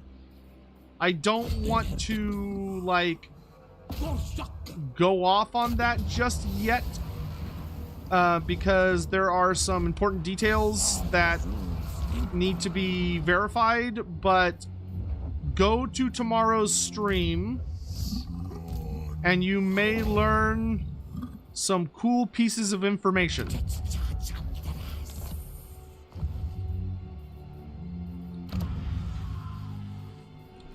I just need money. Give me money, please.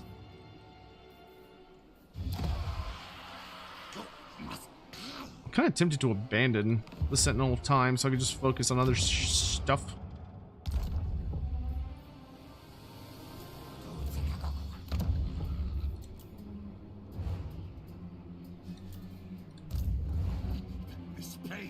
Not taken. Yeah, I think we're gonna abandon Chup Yodel because it's about to have a bad time. Skrulk's a little too powerful.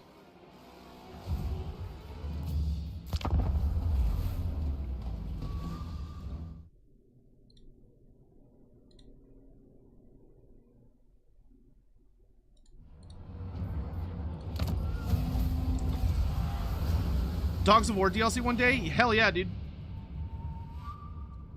There's so many things they need to do with mercenaries. Like, they need, for the Dogs of War DLC, they need to, like, full-on add in mercenary units that you can pick up from all different parts of the world. They should add in the ability to, like, ally with rogue army factions, or, like, hire rogue army factions. So, like, hey, you see a rogue army that looks really cool? Well, if you offer them, like, a certain amount of money or whatever, you can, like, you know how when you ally with a faction, you can, like, rent their army? I see no reason why we shouldn't be able to do that with rogue armies. Like, oh wow, that rogue army is in my territory, looks really cool. I should hire them as mercenaries to come fight for me. Like, I think that would be super awesome. Mine! Take steel, curse you thief.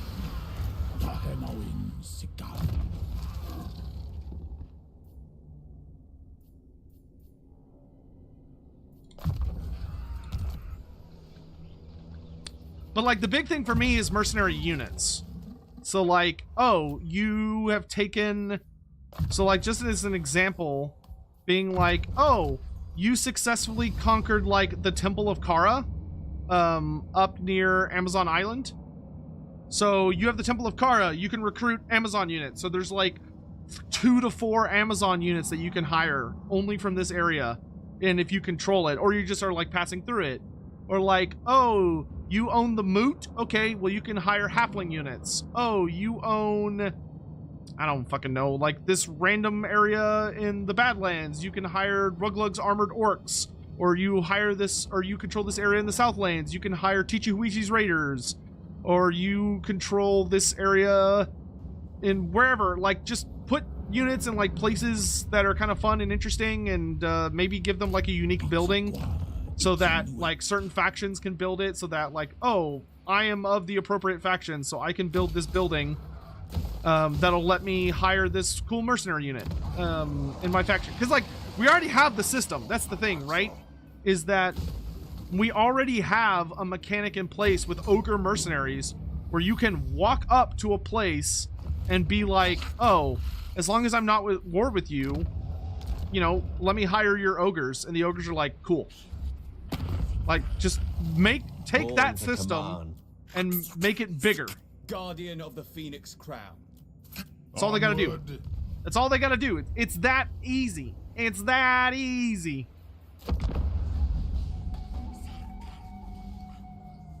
Yeah, and Minimet, that's, yeah, I agree, absolutely. Like, ogre camps should allow you to buy ogre units, like, it should allow you to buy more than just regular ogre bulls, in my opinion. Like, you should be able to buy maybe a couple different kinds of units, but it should also, like, pay money to that ogre faction, which would be fun.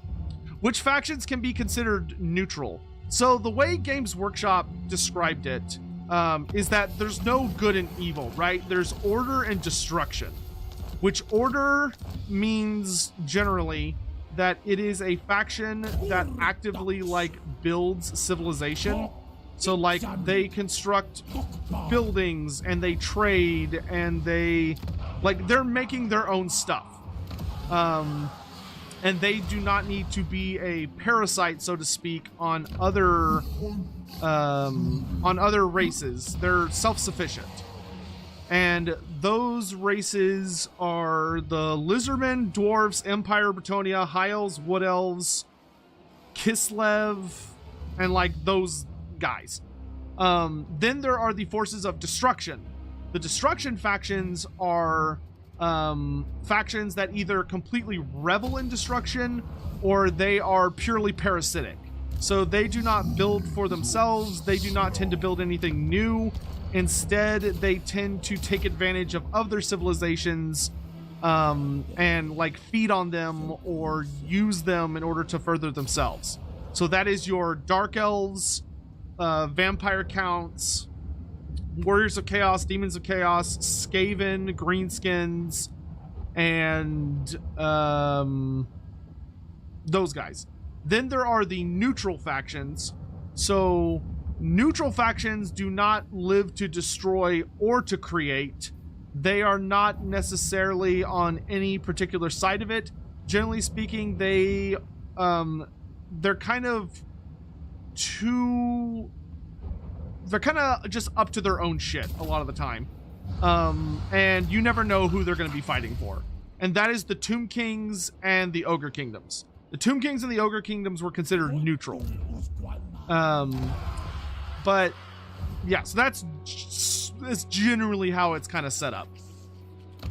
The Dark Elves are not considered an order faction by that old paradigm because they rely on slaves. So, like, they are a raiding culture that in order to survive, they have to take from other cultures.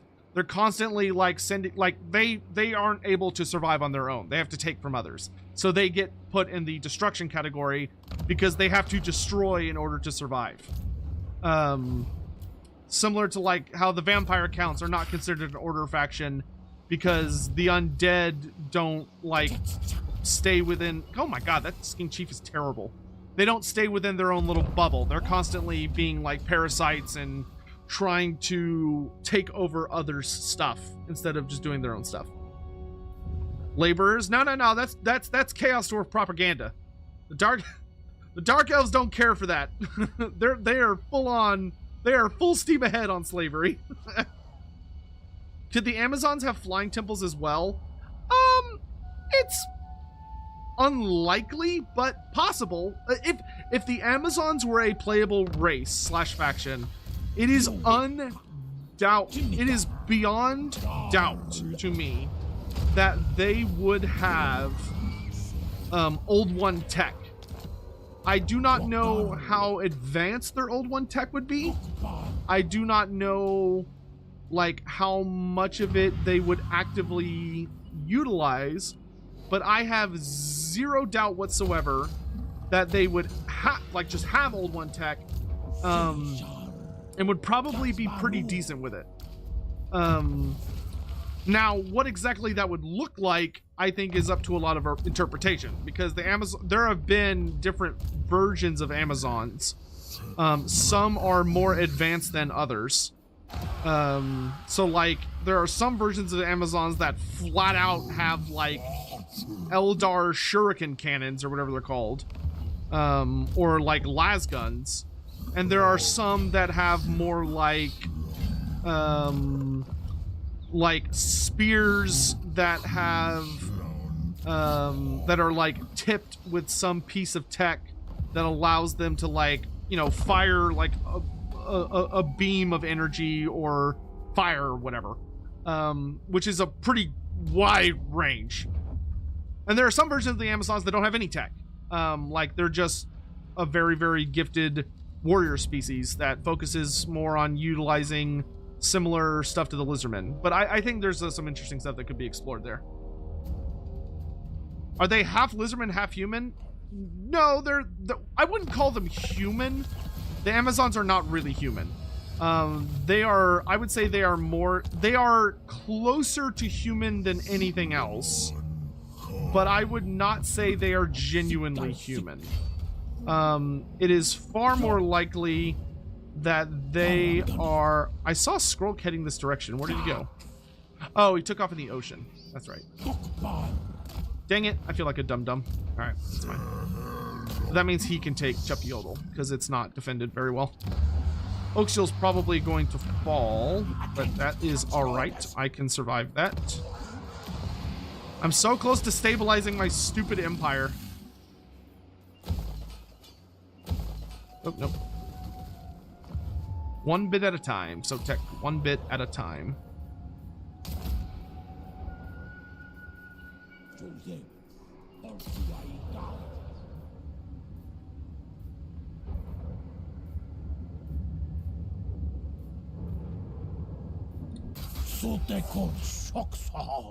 Fishman versus Vampire Coast DLC. When? In my wet dreams. That's when.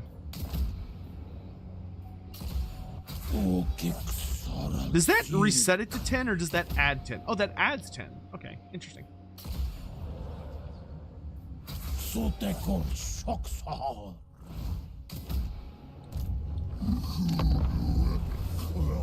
Azazel versus Tyrion. Who would win? No magic allowed, only swords. Probably Tyrion.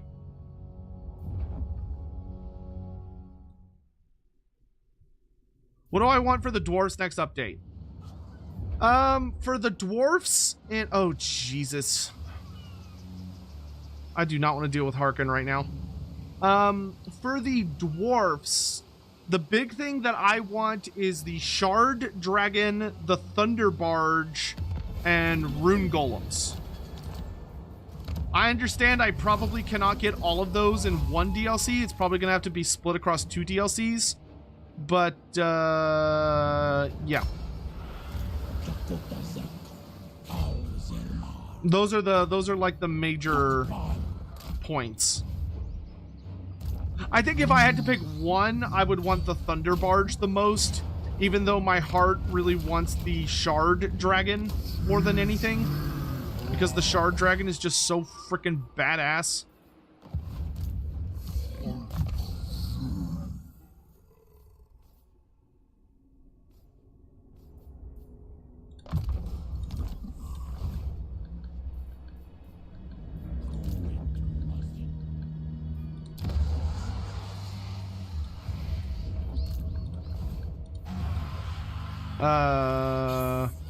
Okay, we can repair that. God, freaking Harkin, dude. Just who I don't want to deal with right now.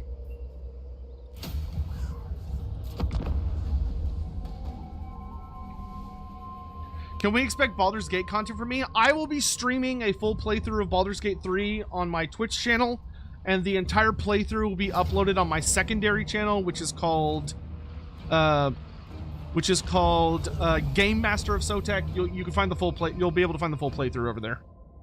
It will not be on this channel, because anytime I do anything not Warhammer related on this channel, it goes.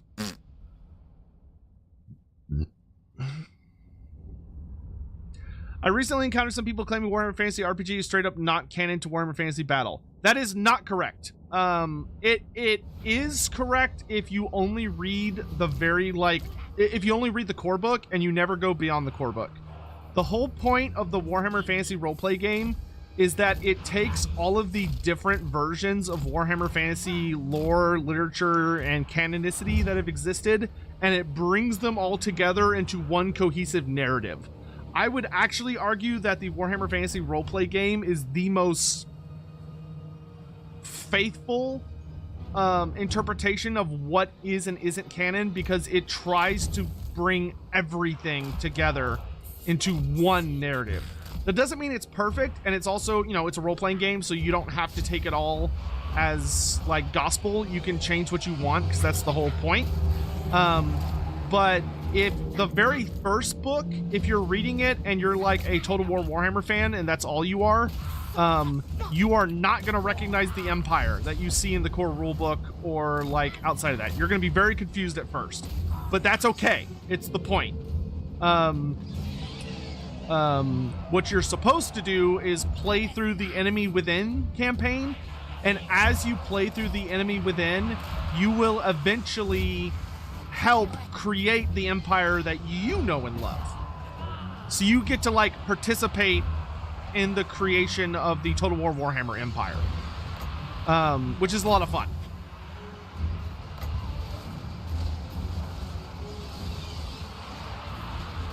That's not purely what it's about, but it plays a significant role in it. Which, if you're like, wow, Warhammer Fantasy Roleplay game, that sounds kind of interesting. I cannot recommend enough. Right now, before you do anything else, you're going to go on YouTube and you're going to type in the search bar Lawhammer, L-A-W Hammer, and you're going to see the Lawhammer YouTube channel, which is run by Andy Law, who will be on Lorebeards with me tomorrow and also forever.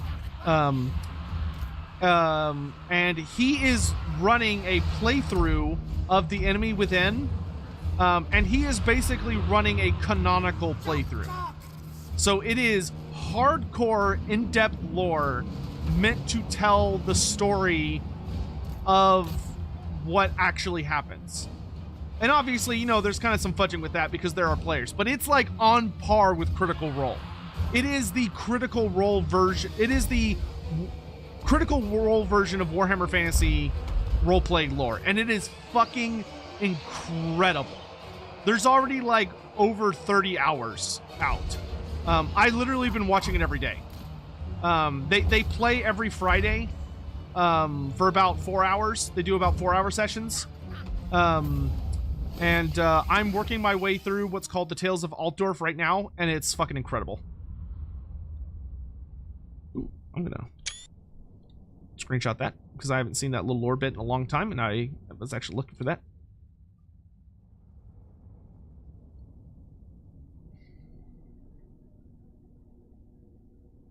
And plus, if you're ever looking to play Warhammer Fantasy Roleplay and you're like, I would love to play Warhammer Fantasy Roleplay, but I don't have friends that want to play the game, or maybe you just don't have friends. That's also totally viable. But you're like, I would love to play. If you're willing to play online, we'll talk about it in tomorrow's stream. Andy runs a Discord, and there's also another Discord he's very heavily associated with that can help you find a group very, very easily. Like I have found groups to play with on there. That is something to keep in mind. That if you really would like to find a group and you're just like, I don't know where to go, or I don't know who to ask or what to do, then make sure you come tomorrow, and we can help get you on the right path if that is something you would be interested in. Oh, Luther Harkin's not leading this army. It's just a generic goofy ass army. All right, prepare to die.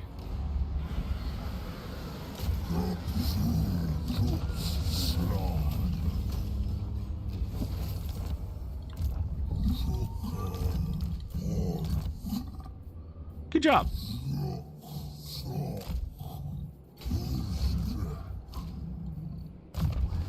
Well done, Mr. Slun.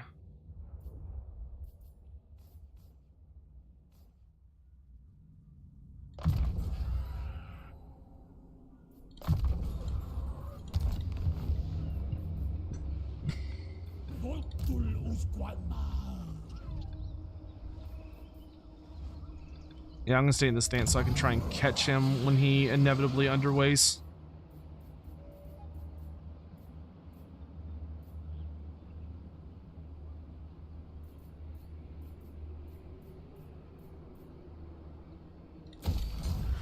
Let's get a Pterodon building. Garrison.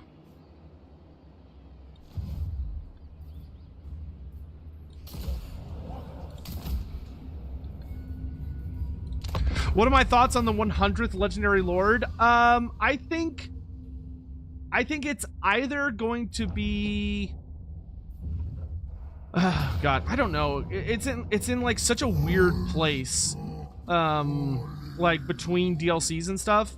Part of me thinks it's gonna be Thankful and Bone Ripper.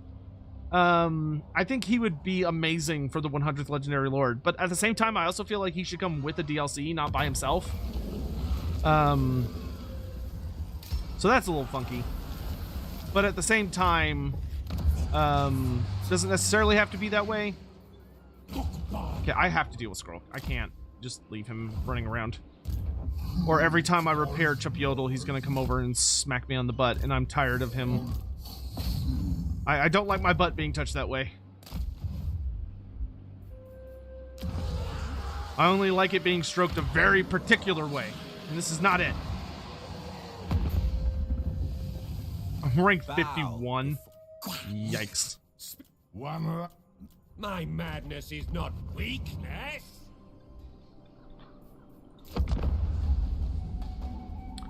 It could be Nagash as well. Yeah. Nagash is another character that I kind of feel like should be part of a DLC because, like, I don't think you can do Nagash justice without giving him his own faction. Which would feel like a lot for just like a random release, but...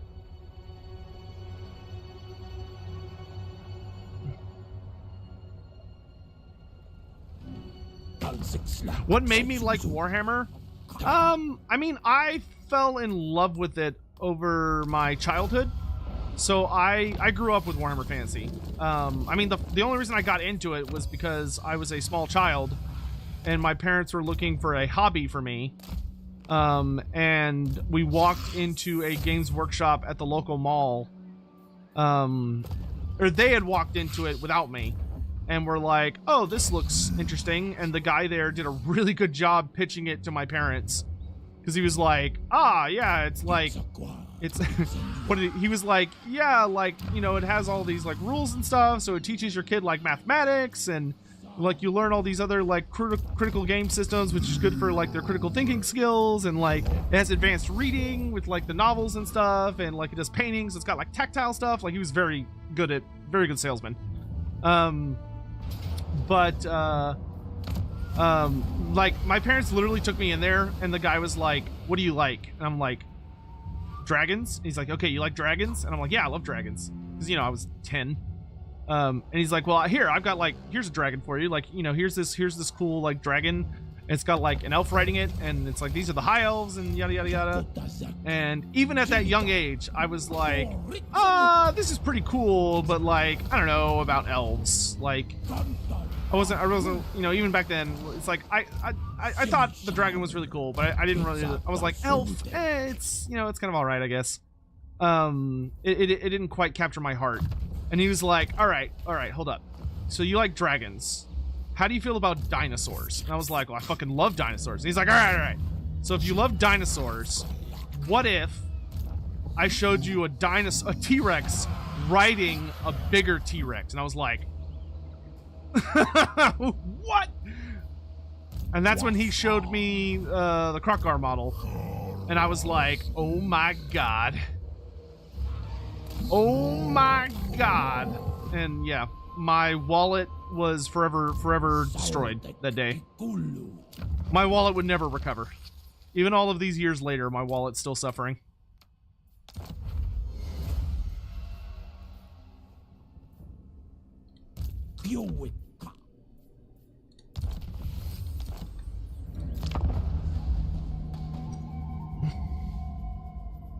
The day Sotek realized he was a scale. Listen, I don't want to fuck the Lizardmen, okay?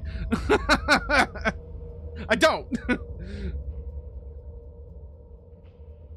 Am I allowed to swear on YouTube as much as I swear on Twitch? I don't actually know. I guess we'll find out.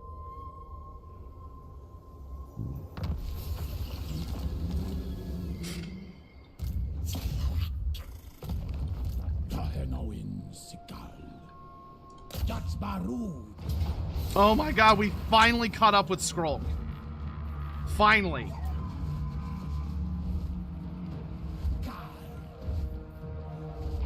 Son of a bitch.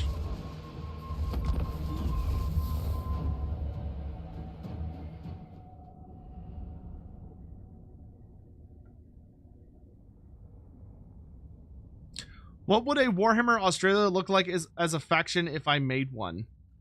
Ah, man, I don't know enough about like Australian mythology. I feel like, I think if I was gonna do Australia, like I would definitely want to have a lot of fun with interpreting all of the different like Australian wildlife into significantly more deadly and dangerous forms, which, you know, would not be hard, because, or no, actually probably would be difficult because Australia is already kind of terrifying.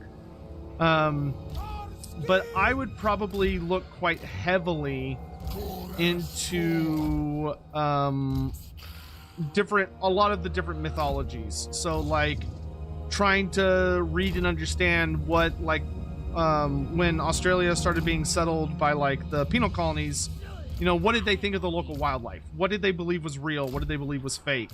What kind of mythologies did, like really delving into like the Aboriginal myths. So like looking at what they believed as far as like world creation and creatures and stuff like that. Very notably though, I would not want to create a Warhammer Fantasy Aboriginal people faction. I would want to rely far more heavily on like a lot of the creatures and entities that were always not human, that they explored through their own storytelling and songs and stuff like that, and seeing where I could go with it. Alternatively, I might do the Fishmen, but like it would depend on like what I decided to do with. Like if I went full Lost Isles of Elithis with it, I would probably have some fun trying to explore like the High Elves trying to colonize it and why that went really, really badly for them. So like what did the High Elves discover in the Lost Isles of Elithis, where they were able to set up a tower, but anything more than that went like super bad because they just did not appreciate what they were going up against. And I think you can have a lot of fun with that. You're never getting Fishmen? Don't say that! Don't hurt me like that! Just let me have this!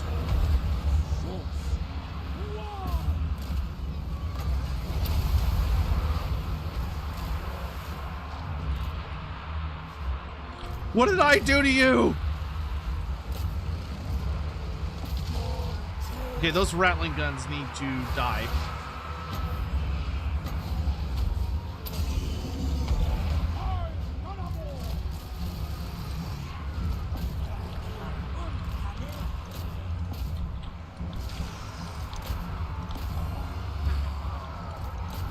I have so many Bastildons.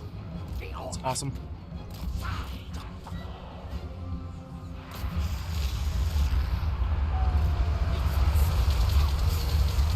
What is that terrifying rumbling noise?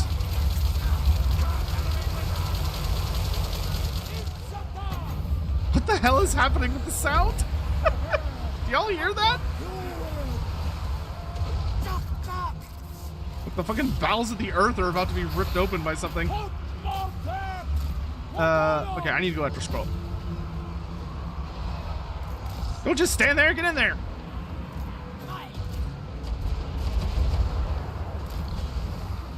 The Idneth Deepkin are not the Fishmen. The Fishmen actually exist in Age of Sigmar, just like they exist in Warhammer Fantasy. In Age of Sigmar, though, they actually have a faction name, and they're called the Aboleth. Like they're a race in AOS, but the Deepkin actually had to fight them. So they're a thing, and they were enemies of the Deepkin. So they are just the Deepkin are not just them. It is more complicated than that, which I'm very happy about. Because like the Idneth Deepkin are super badass. I love the Idneth Deepkin, but they're not eldritch enough. They're not the true terrors of the deeps, you know? Like I want a race of sea monsters and sea creatures on their own. I don't want elves ruling over sea creatures. I want sea creatures. Is that name stolen from DLC, D&D? Probably.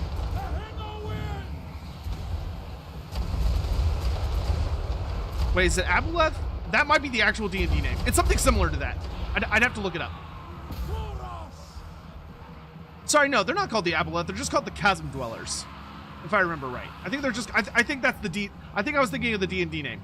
And the AOS name, I think they're just called the Chasm Dwellers.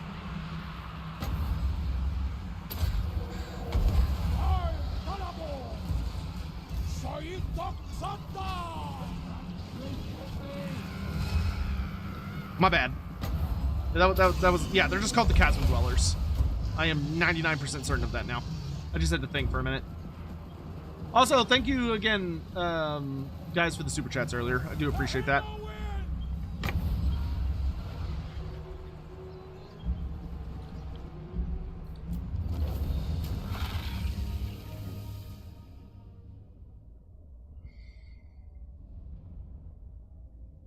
What race packs do I think are feasible, realistic for the rest of Warhammer 3's life cycle? I think it is very, very likely, if not practically guaranteed, that we are going to get the Kingdoms of End. Sorry, the Kingdom of End. Or no, I think it's actually Kingdoms. The Kingdoms of End and the Naga of Koresh. I think those are guaranteed.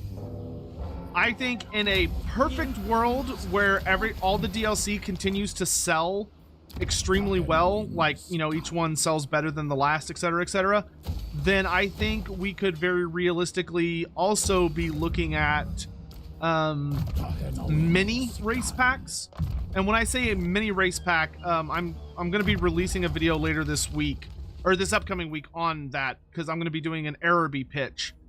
But a mini race pack, I think, is quite literally a smaller race that has like one legendary lord, and that's it. And it's a much more condensed experience. And I think if CA embraces that, then we could very realistically be looking at things like Araby, Talea, Estalia,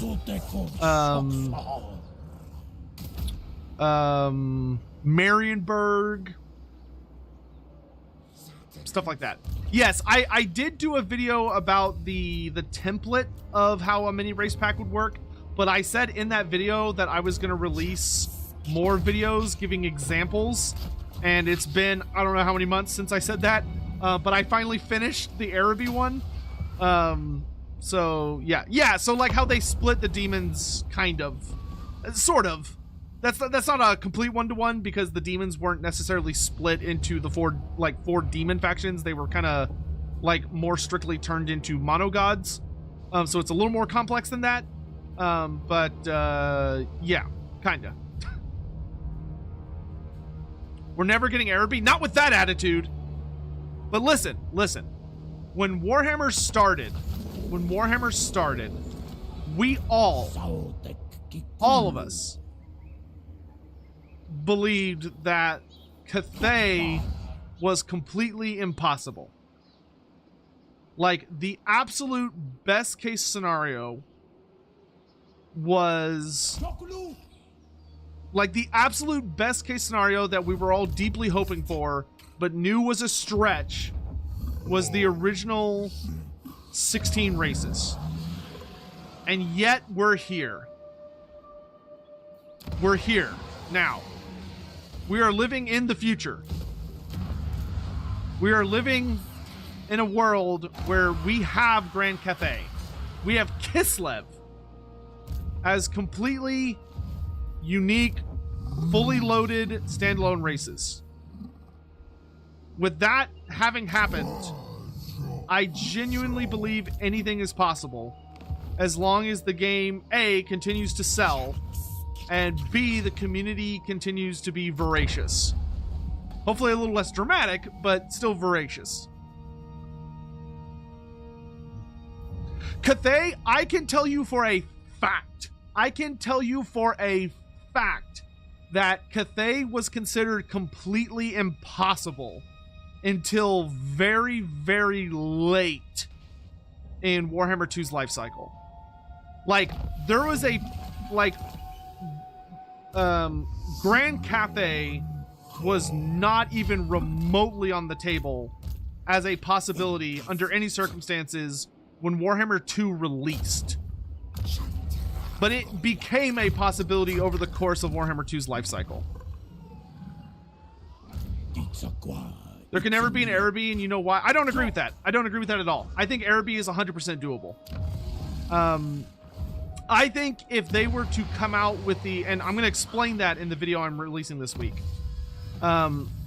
If they were to, I do agree that if they made Araby the same that it was, like the exact same that it was back in kind of its tabletop days, they didn't improve on it, they just released it basic bitch, then that version of Araby, I agree, would not be viable. But I think with the proper edits and the proper alterations to Arabian lore and stuff, that it can absolutely be done 100%.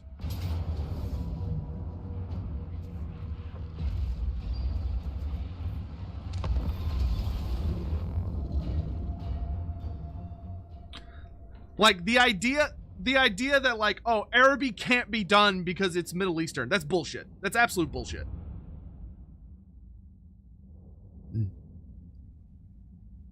If we could do a Chinese inspired fantasy faction in today's day and age, we could do a Middle Eastern inspired faction in today's day and age. That's absolute horse crap.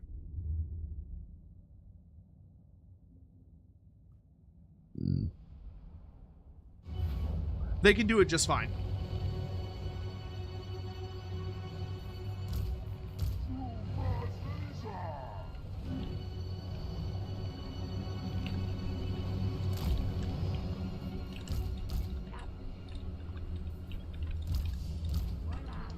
Didn't Araby have a lot of problems in their original lore? So did Cathay. Grand Cathay had a lot of problems in its original lore.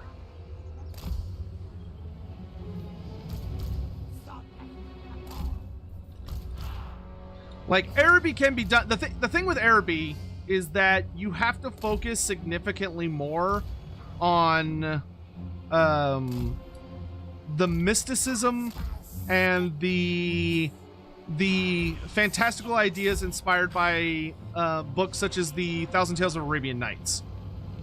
Because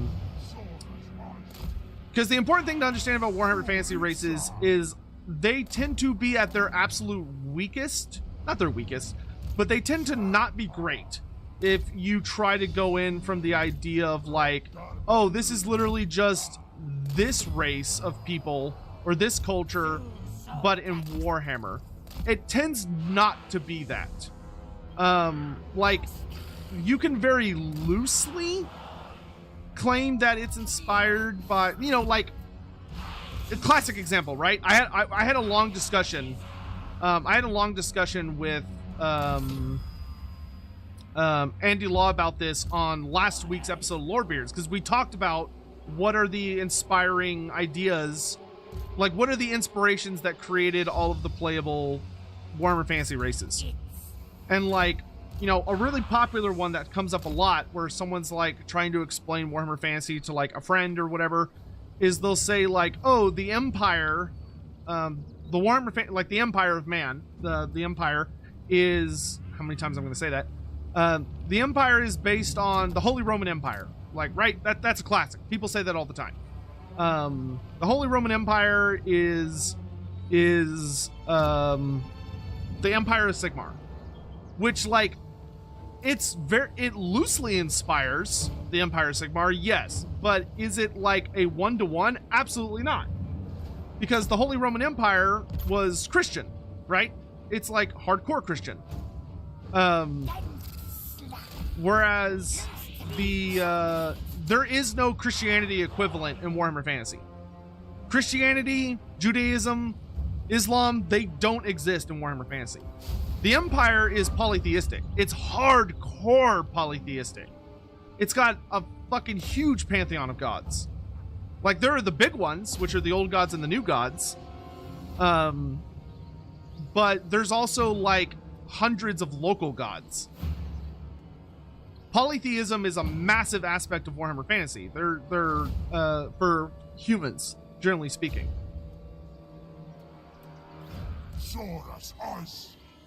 So, like, you know, the only reason I could see you running into a problem of like, oh, we can't do Araby because of what it's based on. The only way that makes sense at all is if you're trying to say, well, we can't do it because it's Muslim inspired, but it's not. There is no Warhammer fantasy culture based on Islam. That it doesn't exist. Just like there's no Warhammer fantasy culture based on Judaism or Christianity. They don't exist in the setting. Very deliberately, I might add. Like that is something Games Workshop did on purpose. Because they didn't want to deal with that particular can of worms. Yeah, no, there are monotheistic Warhammer Fantasy races. They're just not human. No, Bretonnia is not monotheistic. Bretonnia is also very polytheistic. Bretonnia worships the same pantheon as the Empire does. They're leading like the main deity, the deity that gets like the most shall we say investment, is the Lady of the Lake. But they still worship Mor, the god of death. They still worship Shalia, the goddess of mercy and healing. Manon is borderline a bigger god in the city of Bordelot because it's a major port. So all the sailors there worship Manon. They don't worship the lady because the lady isn't about the ocean. She's about the land of Bretonnia itself. Like Bretonians do not acknowledge Sigmar at all. And they're kind of on Myrmidia. But like, while the lady is, you know, the most important goddess, they worship a lot of gods. Did I say Mathland? I meant Manon. Manon.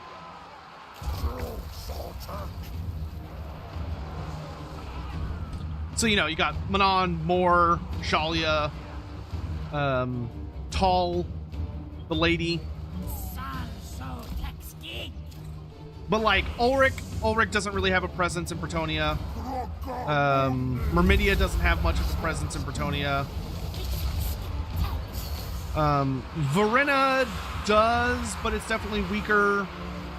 It just kind of depends. Case by case basis.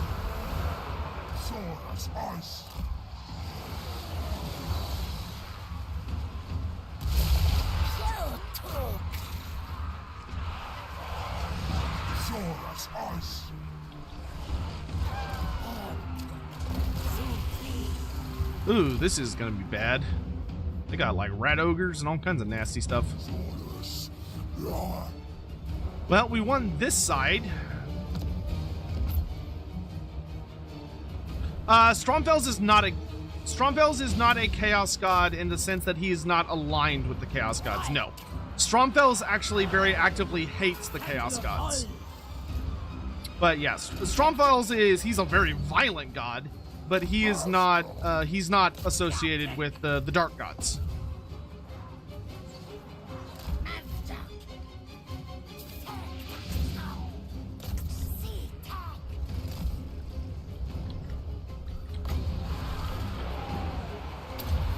Snakes!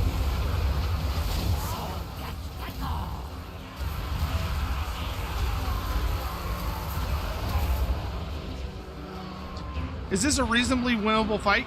Yes, I honestly feel pretty confident I'm gonna win this. I just need to get my skinks to stop fighting this warlord on the wall so my Saurus can whop the shit out of him.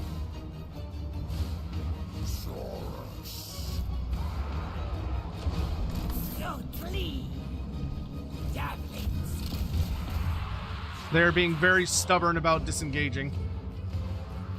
Like, there's a lot of characters I still have to deal with, but other than the characters, I'm not very worried.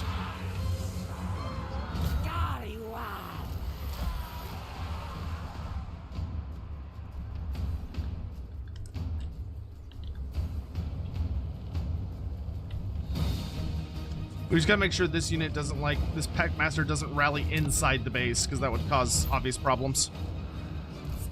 Guys, get off the wall! Jesus Christ.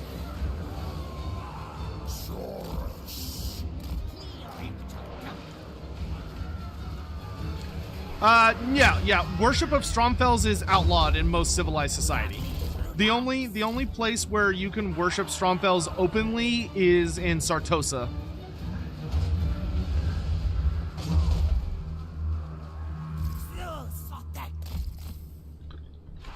I mean, he is the god of pirates, after all. But you know what? Just let the skinks kill him.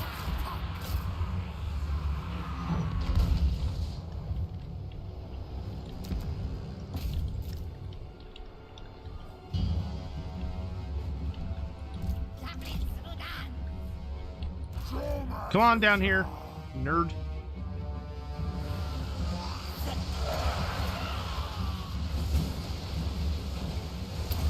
Oh, those rattling guns, though.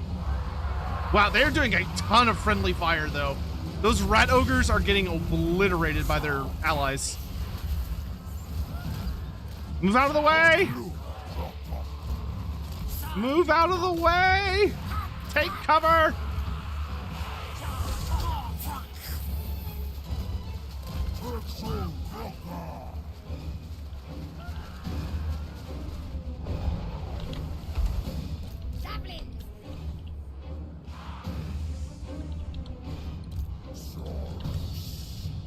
Okay, he's shattered, so I don't need to chase him anymore.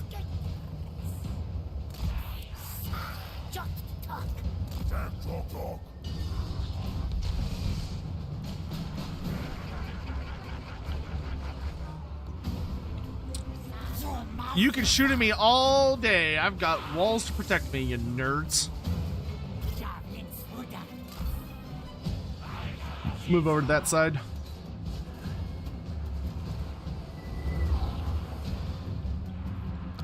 Walk that up.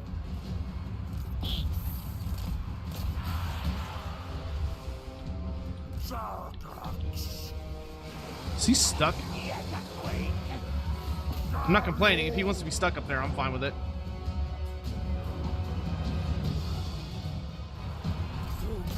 Kill them!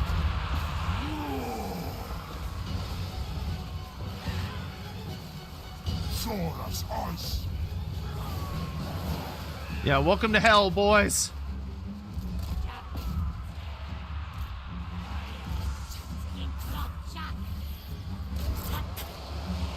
I don't think we can see them.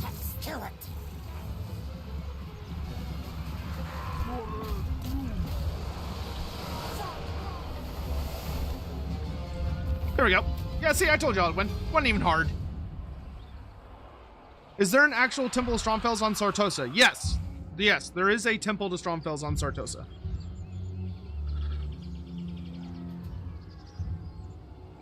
What is the difference between Throg and River Trollhags in intelligence? Throg is genuinely intelligent. Like, Throg is capable of complex conversation. He is very, very smart. He has debates with himself on philosophy and speaks in complete sentences and has genuine understandings of a lot of the more, like, complicated nuance of the world. River Trollhags are dumb. They're stupid creatures. They're capable of very rudimentary speech, but they are shamans. Hags are very similar to shamans in that their magic casting is innate. So they don't, like, study the winds of magic. It's more of a natural expression. They have, like, a natural affinity for it. But they are not, they're not, like, particularly intelligent creatures by any stretch of the imagination.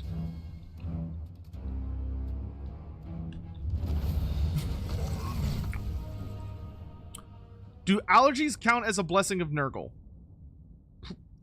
Yeah, debatably. Be a very specific blessing of Nurgle. Nurgle tends to... I mean, yeah.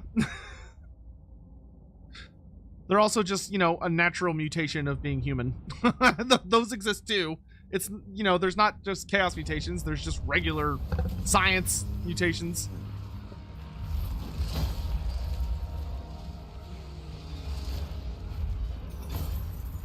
Hmm.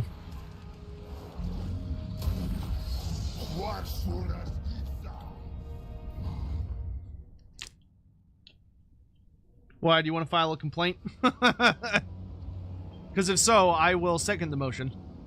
Because allergies fucking suck.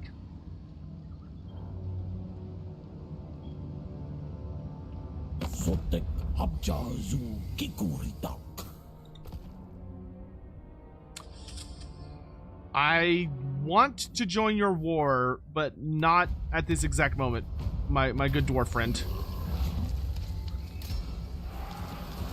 I'm sorry, I really gotta deal with this Skaven problem before I make that leap.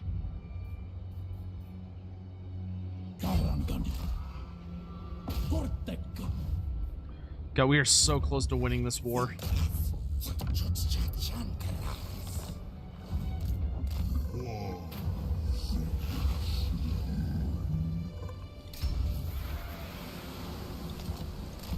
Nice, I'll take 1,500 gold. Handy.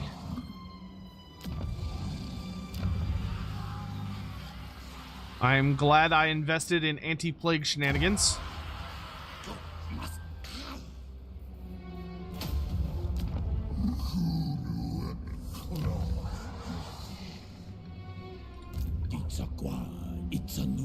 I'm still in this province.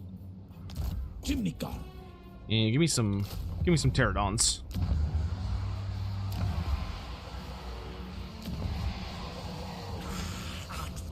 Should probably save our money. We could build an outpost. Which do you own the big one? No, you don't. Shoot. Oh, you took control of the Dustgate. Nice. Yeah, I guess we can build one in Thrice Cursed Peak just to give him a better fighting chance. Are trolls too stupid to have an army of their own? Yes. Yes, they are. Trolls are literally the dumbest goddamn creatures in all of Warhammer Fantasy. They are dumb. They are so dumb.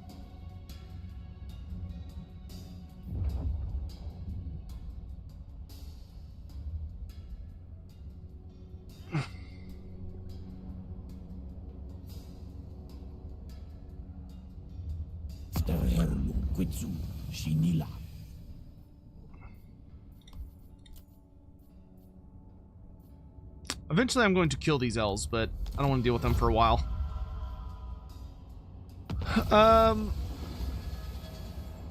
It's funny. See, psychological bet. I know the stories of these games are reversed, so it goes 3, 2, then 1, but game 1 doesn't really have a story, so will we ever see a story for those races?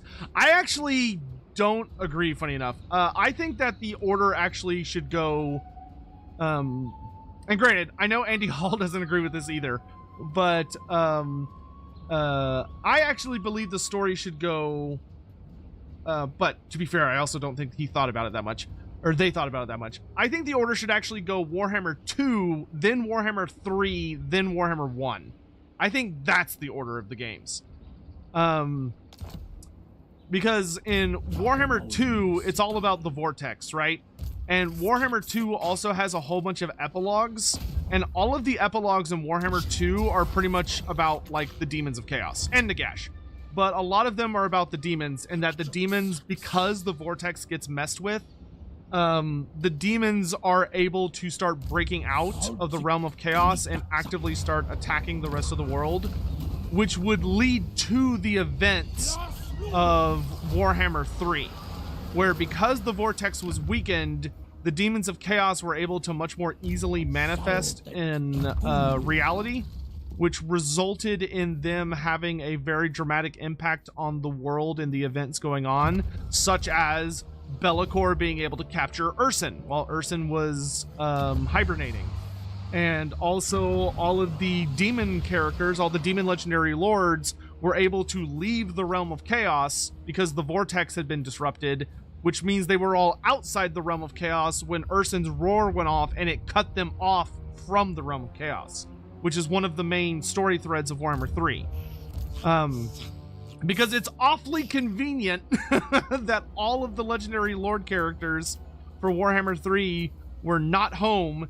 None of them were in the realm of chaos by just sheer dumb luck, that when the roar went off, which is kind of weird.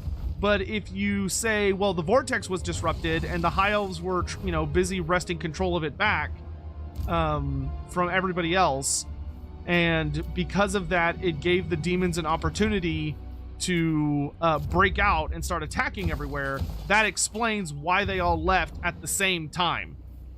So they all go out and they're doing shenanigans, and it explains why chaos is on the rise. Then the events of Warhammer 2 Warhammer 3 happen, and the events of Warhammer 3 are all about, the advisor becoming the advisor because of his deal with the Book of Fates. And we know that Warhammer 1 is the last game. Warhammer 1 is the very end. It just is. The only debate is whether Warhammer 2 is the middle game or the first game. In my opinion, it goes 2, 3, 1. It makes the most sense by far. 3, 2, 1 doesn't make any sense to me because the advisor doesn't play a part.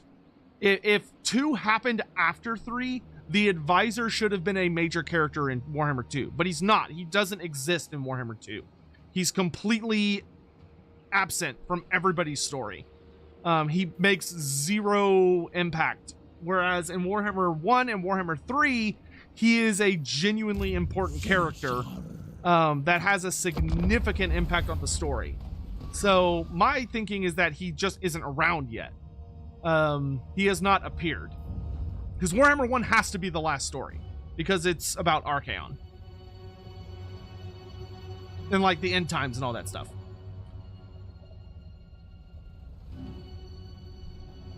But it's just my opinion, and anybody's opinion is equally valid. So don't feel like, oh, if you don't agree with Sotek, you're wrong. No, it's just different. Look. So random question, chat. I can do polls on YouTube now, can't I? I don't know how.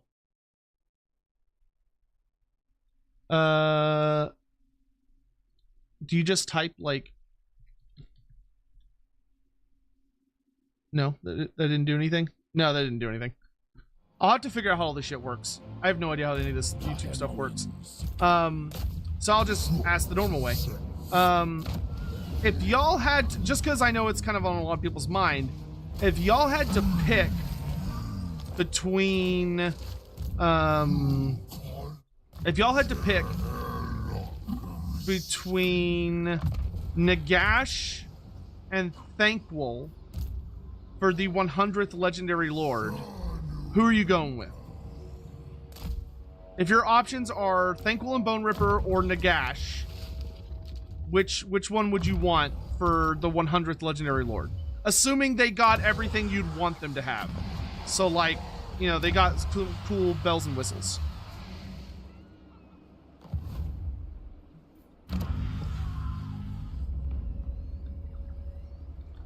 I'm seeing more Nagashes than Thankwols.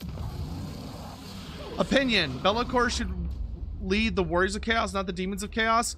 I heavily disagree. I could not disagree more. However, unfortunately for me, and fortunately for you, he is leading the Warriors of Chaos currently, and I think it's terrible. I think it's so absolutely awful. I have an entire video dedicated to it that if you haven't, you should go watch. It's gonna be Toddy. Honestly, I don't think I'd be that upset if it was Toddy. As long as, like, I don't know, as long as he got, like, the full Cult of Ulrich, like, he got, like, new units and stuff, I don't think I'd actually be that upset.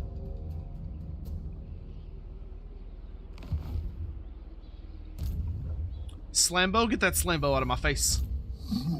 Get that Slambo out of my face!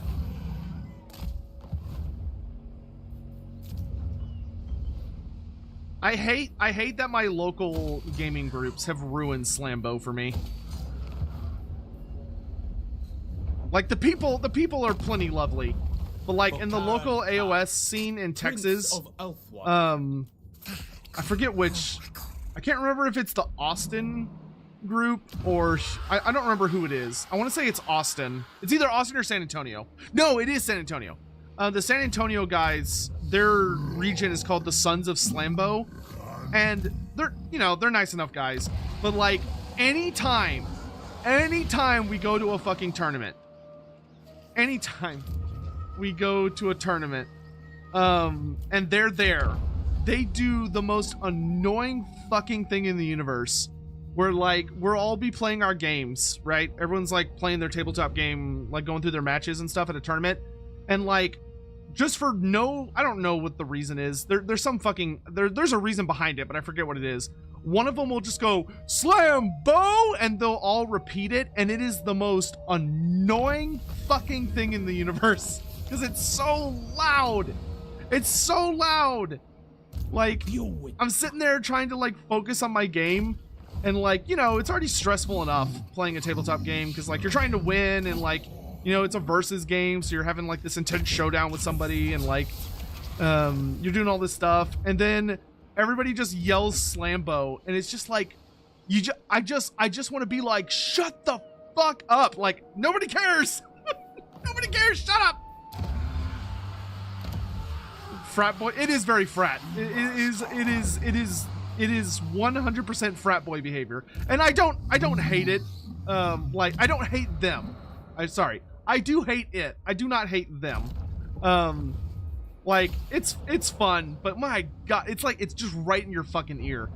Like, I wouldn't mind it if it wasn't so loud. If it wasn't so loud, it wouldn't bother me. But it's so loud. It's so loud. And I guess I'm sensitive to noise, I guess. I don't know. I know it's a me problem. I dislike how frat boy culture a lot of competitive tabletop is. Bothers. It's definitely not my favorite aspect of the hobby. Like, I enjoy tournaments. Playing tournaments, I think is very, very fun. I do not like the way certain groups behave at tournaments. If Be'lakor was made a Demon of Chaos Lord, who would you have him replace as a undivided non-DLC Lord of the Warriors? Archaon.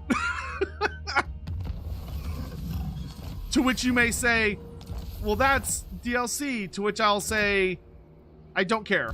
I don't know, Archaon or Kolek. Like, or you don't have to have a free LC. You don't have to have a free LC Undivided Lord. You don't. Because, like, if you only buy Champions of Chaos and you're like, oh, I can't play Undivided. Okay, that's on you. Like, just buy the freaking... If you want to play Undivided that bad, just fucking buy the Warriors of Chaos DLC. It's not that hard. I don't think Be'lakor should be a Warriors of Chaos character. I hate that so much for him. It just doesn't fit with his character at all, and it drives me nuts. And also, we just don't have a good Undivided Demon character, because Daniel is terrible. Well, Daniel's not terrible, he's a gimmick. He's a very particular gimmick, which is fine. I just...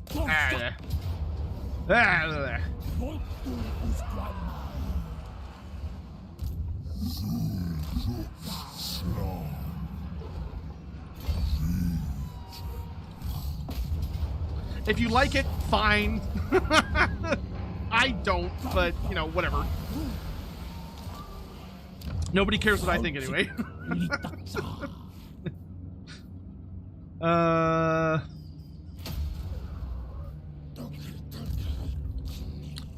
Well, here, my ultimate problem with Daniel is very simple. My problem with Daniel is very simple.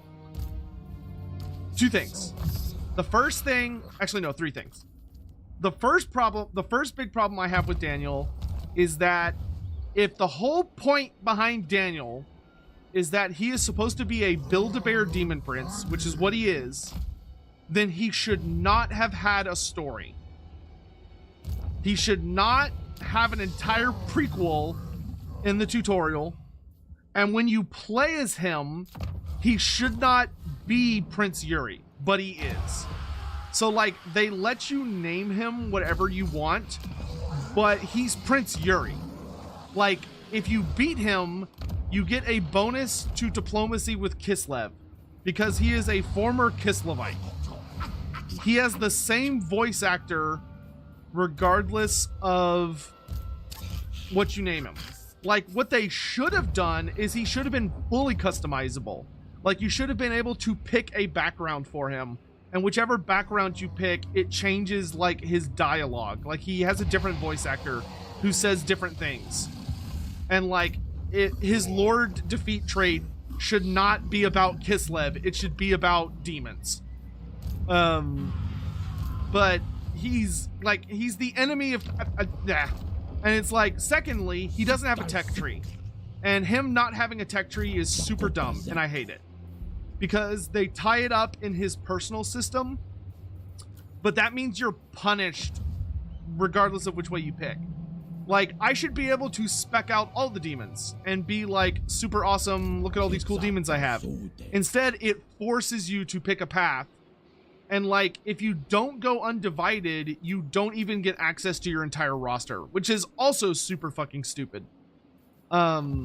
Like, I really, really wish they would just make Be'lakor the demon's character. Or at the very, okay, look, I don't even need them to make Be'lakor a demon's character, right? I don't need Be'lakor to join the Demons of Chaos faction. What I do need is I wish they would give Be'lakor the entire demon roster.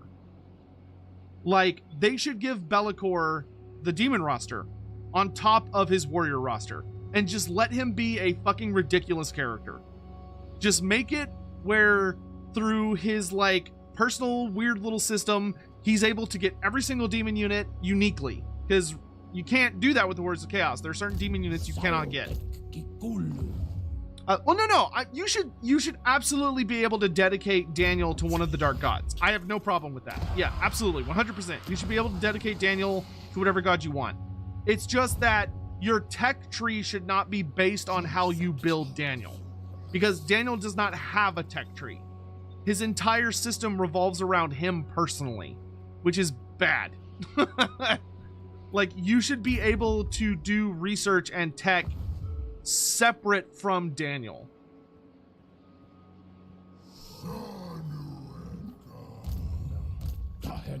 Like, you should be able to unlock different kinds of units through your tech tree as opposed to through how you spec out Daniel.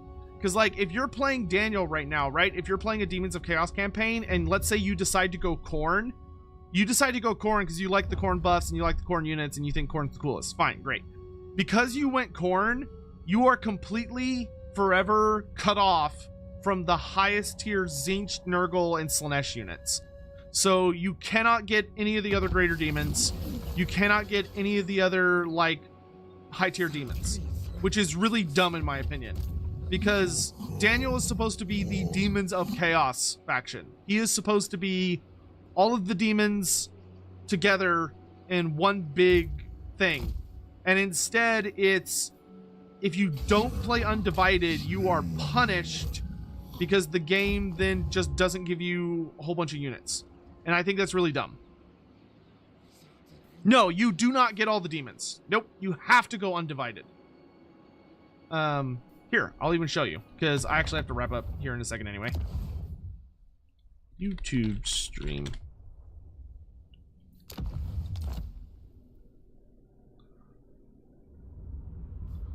And Be'lakor is just kind of lazy. That's my issue with Be'lakor, is that I think Be'lakor can stay where he is. They just need to add more to him, because he just feels lazy to me. Like, the Demon Prince mechanic I think is really cool, that you can get Demon Princes, but then they also let you get Demon Princes the regular way through, like, building up your Sorcerer Lords and stuff, which, like, why? What is the point behind that? I think instead of having mortal characters, you should get demon characters instead, because that would be so much more interesting. Because you can already get Demon Princes by corrupting enemy characters. Cool, that's fine. Let me have, but like, so if we look at Daniel's tree, so if you play as Daniel, here's the Undivided tree. If you play Undivided, you get Plague Drones, Hellflayers, Doom Knights, Skull Crushers, Plague Drones, Exalted, Burning Chariot, all this stuff.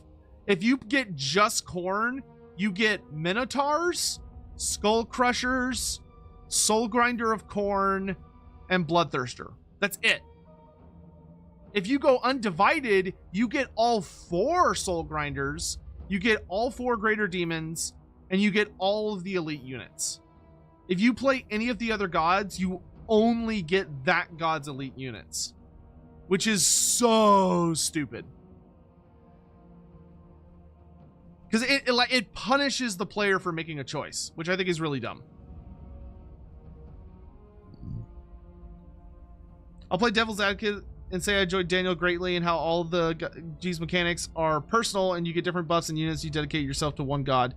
I think it's fine to say that you get, like, you should get a lot of buffs for that god, but it shouldn't cut off content from you. Like, I would say, Max, that I think it would be better if, like, oh, you decide to go Tzeentch, then all of your Tzeentch stuff is, like, insanely strong and, like, way more powerful. Whereas if you decide to go, like, the other paths, like, they have, like, different interactions, but I don't think it should cut you off from the roster. Because, like, you still are playing with all of the other gods' toys. Like, even if you go Khorne, you still get all of the other gods' stuff up to this point. It just cuts you off from the, like, the higher tier stuff, which feels like a very unnecessary restriction. Like, instead of punishing me for making a choice, you should heavily incentivize me to make a choice.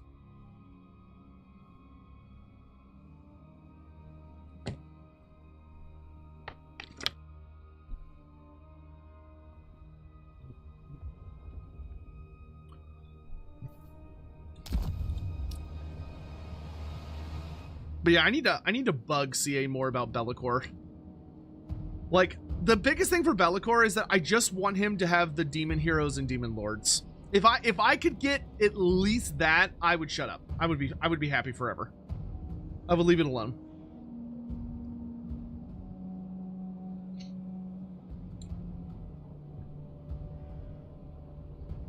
But they also should make it where his demon princes can dedicate, because right now his demon princes, like, you get an undivided demon prince and that's it. You can't do anything with it, which is dumb. Slam Bo, get out of my chat. All right, guys, I gotta get to bed because we have a super awesome, badass, epic, exciting stream in 9.5 hours. So 9.5 hours from right now, right here on, well, actually not right here. I'll post a link to it because the chat channel is already open for it. But we are going to be, I will post links in chat. If you want to watch it on YouTube, it'll be here. So that's going to be where the YouTube stream is with Andy tomorrow morning. And I will also be streaming it on Twitch. So you can watch it on either platform, whichever is your preference. I'd really appreciate as many people showing up as possible, hitting that like button, all that dumb shit. It's nice to be back. I'll be popping onto YouTube on a pretty regular basis. Unless like there's a particular reason for the stream, I probably won't announce them in advance very often. I'll probably just kind of like show up. They'll kind of be stealth streams unless people just like really want them, in which case we'll figure it out.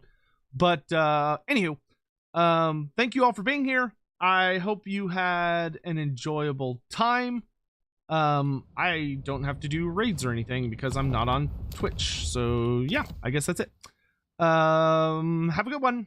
Bye-bye.